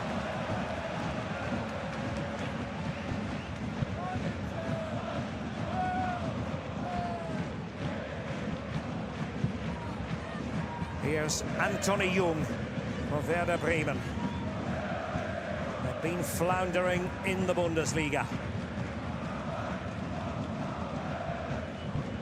Dropping down the table.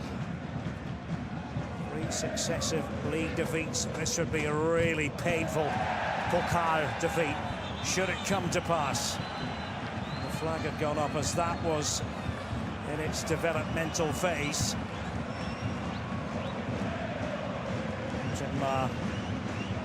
Maybe was trying to come back from offside. Well, not really making much of an attempt, but it was offside. And huge credit to the Bielefeld fans. They have been magnificent.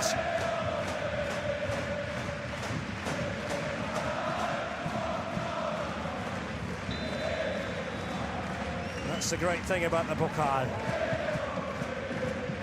The fans become, if you like, a character in the drama, in the storyline.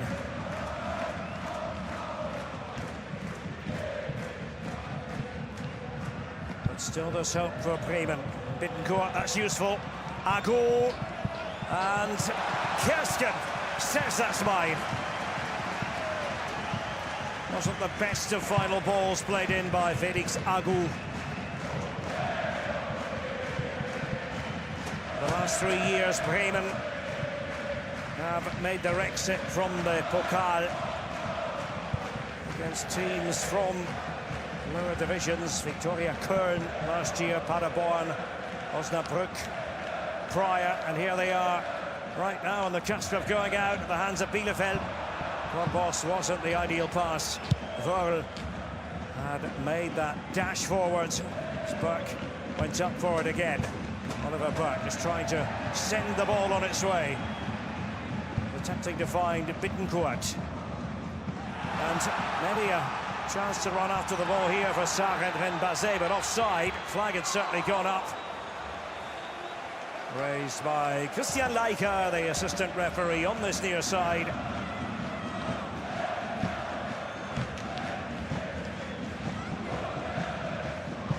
Been in the illegal position to begin with.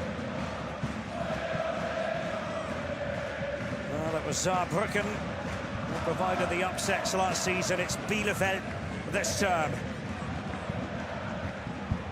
Can they protect their lead?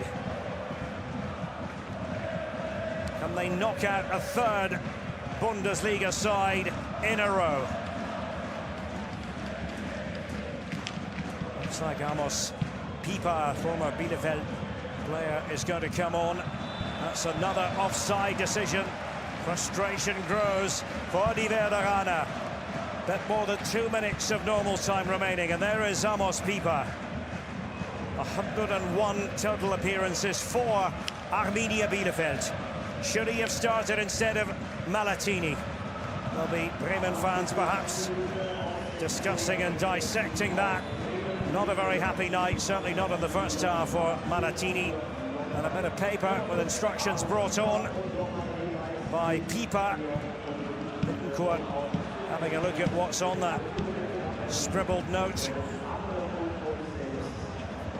Old school is often the best way.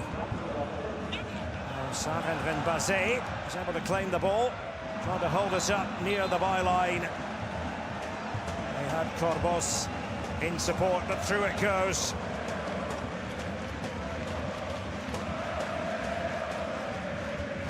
Well, since the Burke goal, we've seen only 3 attempts by Werder Bremen. Not one of them on target.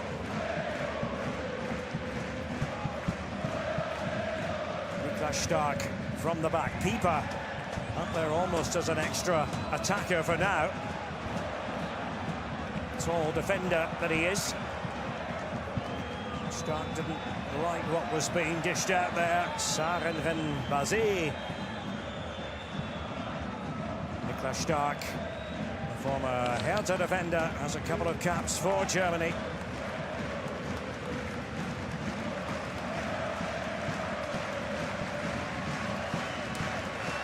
It has been quite the night for Werder. What a finish it was to make it 1-0.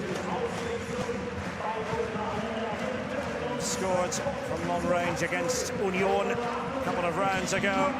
Thanked again for his efforts. On has come Joel Krodowski, striker at this late stage.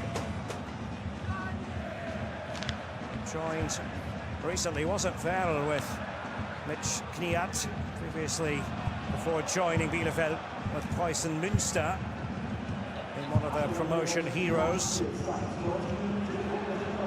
Now in by Lienen, but Kersken is not going to be disappointed about that. 7 minutes to be added on. Can Ole Werner's side come up with a goal within that time frame? Failure to do so, and they'll be dumped out of the DFB Pokal by third-tier Arminia Bielefeld.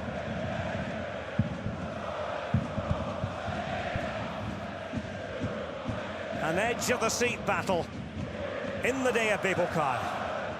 A place in the last 4 at stake. Stuttgart through, Leverkusen through. It'll be either Leipzig or Wolfsburg tomorrow night, but who is it going to be tonight? Will it be the hometown heroes from the third tier, Arminia Bielefeld, or will it be Bundesliga representatives Bremen? Here's Pieper against his own club and off the frame of the goal. Man, no man, no man. We wondered if that might be net-bound. Pieper only just on and has acted as an auxiliary striker. Well, the plot would really have thickened had Pieper, former Bielefeld stalwart, scored the goal for 2-2. But it's a free kick here, which Bittencourt is about to take. 2 minutes into added time at the end. Not a very good free kick. Dealt with there by Schreck. Corbos away. They're fighting as a unit, trying to hit on the counter-attack when they can. Arminia Bielefeld. Let's see what Kodowski can do. Only been on the pitch for a matter of seconds. Corbos is there trying to remain composed. Can they play a bit of keep ball? Well, the answer is no. And Jinma has it. And Setara has it. If you're a Bielefeld fan, every second must seem like a minute. Every minute rather like an hour. Oliver Burke. Strike that one in. And Kersken once again is happy to claim it. This was Pieper. Former Arminia Bielefeld player. So close to levelling matters. Well, this is the sort of drama, the sort of excitement the DFB Pokal consistently throws up.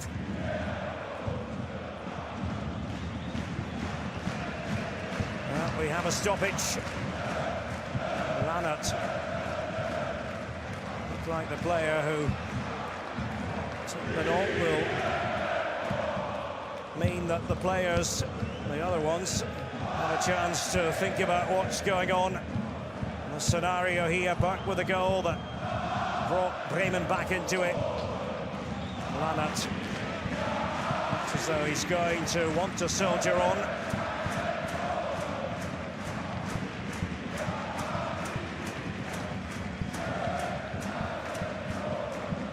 Kniat knows what is at stake.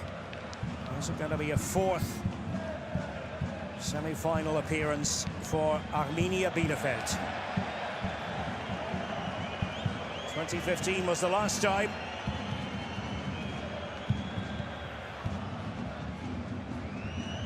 Ultimately eliminated by Wolfsburg. Kodowski and Corbos going after that one. Sloppy play, and we know that they fancy their chances when it comes to long-range shooting, and Russo falls in the category of the sort of player who always want to give it a go. Marvin Duksch and the injury to Marvin Duksch, a big part of the story. Bremen didn't field him from the start on Friday. They did on this occasion, but that injury hampering the push. They desperately want to be able to get on with it here, Werder Bremen.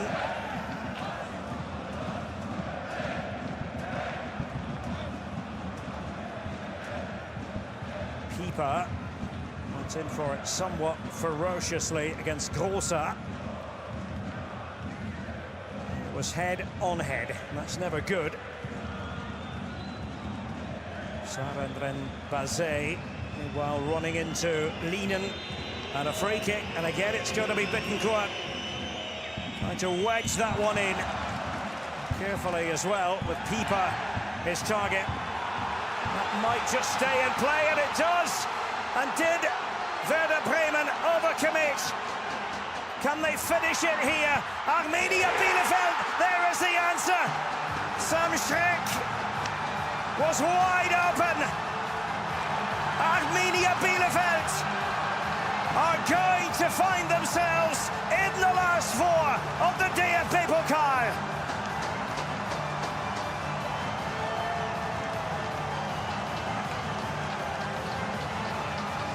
Bremen tried to attack themselves, understandably, sent players forward. Their set piece was away by Schneider, and watch what transpired. Kodowski right beside the touchline, cutting in, and Sam Schreck, would you believe, chose that moment to score his first ever goal for Arminia Bielefeld. But wait a minute, is it going to stand up? That's what Robert Hartmann has looked at Grodowski. And, well, groans from the Bielefeld fans because the infringement was spotted. There. Actually on Agu. There. By Grodowski. And so, it's a free kick. And Bielefeld can't relax quite yet. Wow, what tension. I'll tell you, this is going right down to the last few seconds in stoppage time here, and maybe a shooting chance. It was a shooting chance for Mitchell Weiser. He couldn't make the moment count, and will that be that now for Werder Bremen? It's going to have to be perfect. There was Grodowski on Agu. 8 minutes now into stoppage time.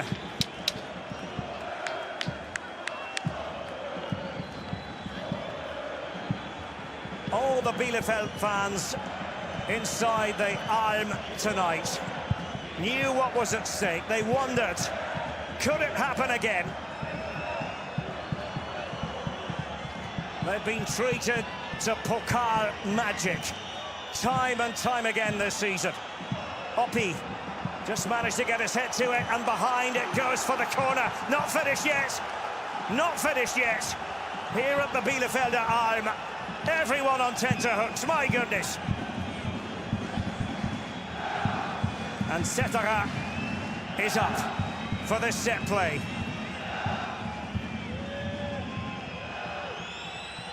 Bittencourt, the outswinger, and oh, it's got a really important touch off Grosser.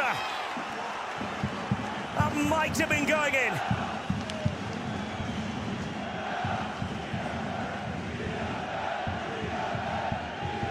Cries of Bielefeld ring around the arm. Bittencourt with this one, Oppi away. And Schreck goes after this one as Setara tries to run back. It's all over now. Arminia Bielefeld have done it again. It has happened again. Another Bundesliga side taken care of. This time Werder Bremen, after Union and Freiburg and Arminia Bielefeld, have made it through to the semi-finals of the DFB Pokal.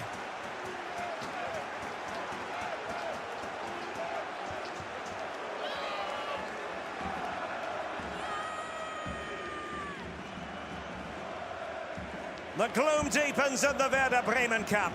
They were already under pressure prior to a ball being kicked in anger tonight.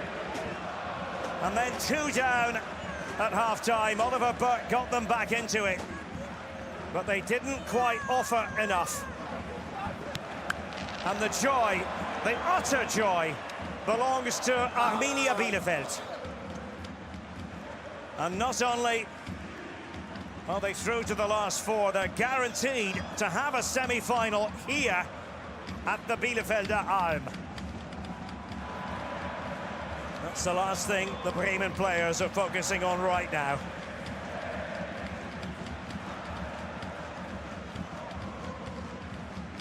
Amos Pieper very nearly levelled matters against his old club with that header near the end. If you look at the shots count, it's ended up heavily in Bremen's favour, 13-8.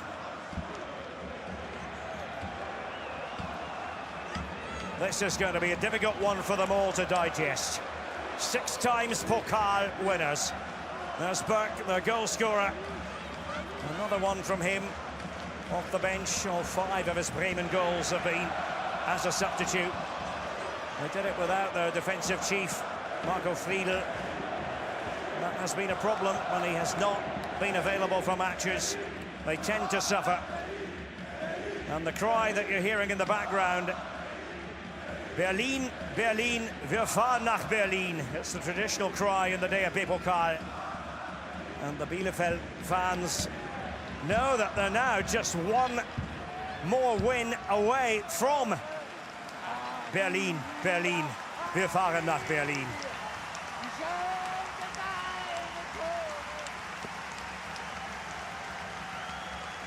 Contrast in emotions.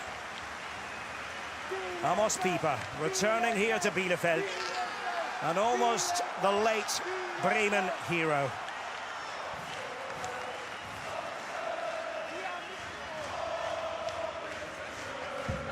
And now, oh, wie ist es schön. Oh, how beautiful it is.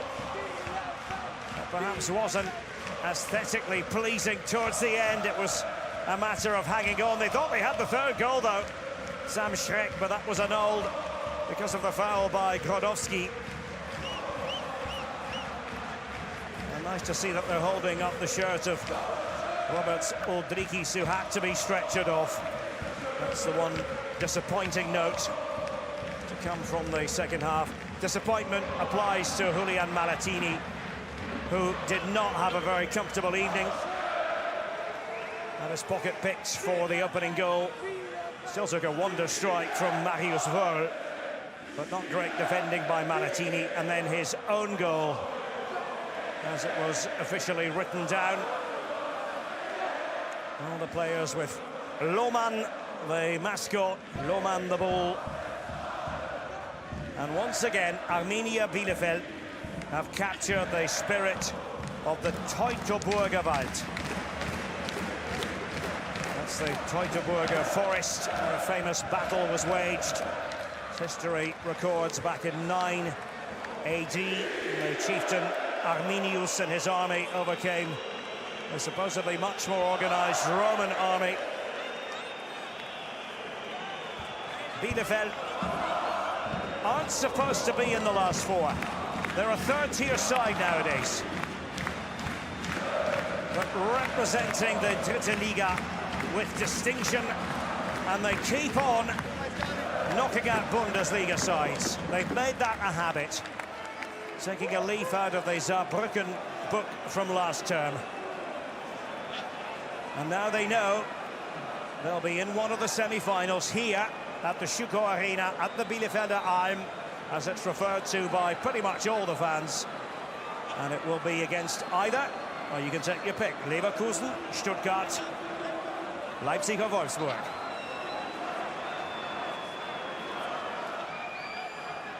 But the Bremen players know they have to face their fans. And, well, these scenes have been repeated quite a bit in recent weeks. It's not a great period for Ole Werner. He was trying to play down the pressure before a ball was kicked. But it's going to be a story. In the days ahead, it works that way. And you've lost, as they have now, 4 in a row in all competitions, and you've been dumped out of the cup by a team from the third tier, from the Dritte Liga.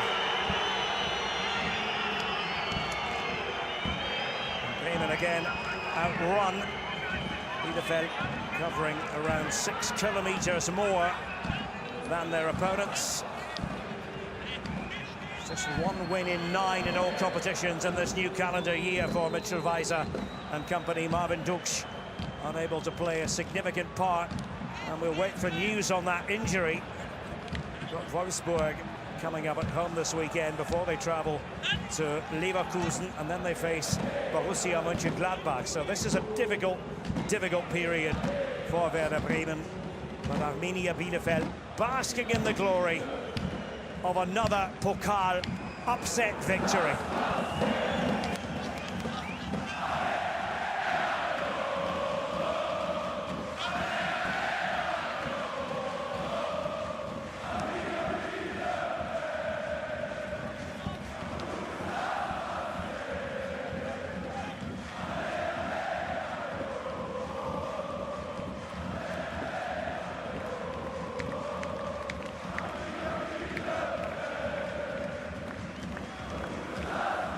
These are terrific scenes. This is the essence of German football.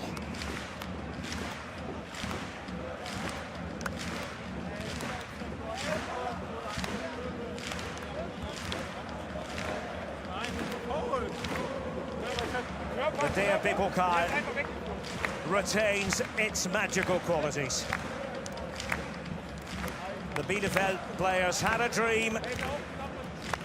They are living that dream.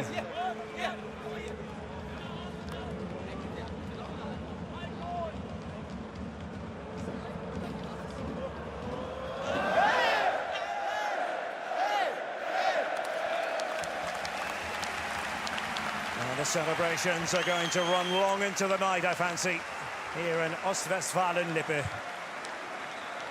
Bielefeld through to the semi-finals. And Fabian Klos, the legends, here to take it all in.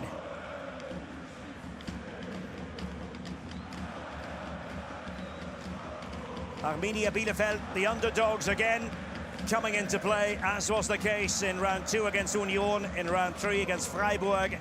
And this, a huge moment. Julian Malatini dispossessed by Marius Wörl, who nevertheless had an awful lot to do. And then this strange goal, which will go down as an own goal against Malatini. Weiser tried to prevent it. Corbos was in the vicinity as well. And it was literally falling apart for Werder Bremen. Things did improve for them immediately after the break. The substitutes Burke and Bittencourt on, but this really important by Kersken to get to the ball ahead of Justin Jinma, who was through, and a fired up Jonas Kersken.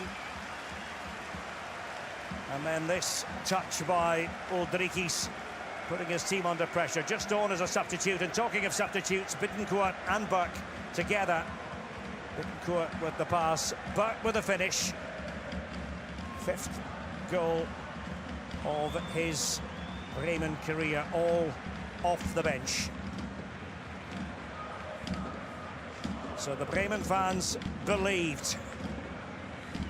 Could they do it?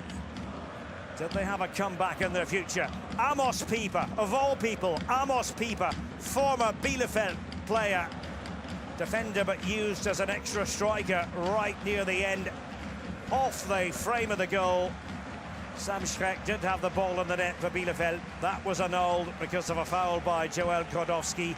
Bielefeld, the victors, through to the semi-finals. And they'll learn who they'll face in the last 4 when the draw is made in Dortmund on Sunday. Arminia Bielefeld have defeated Werder Bremen by 2-1. Hope you've enjoyed our coverage. From me, Derek Ray, it's good night from the Bielefelder Alm.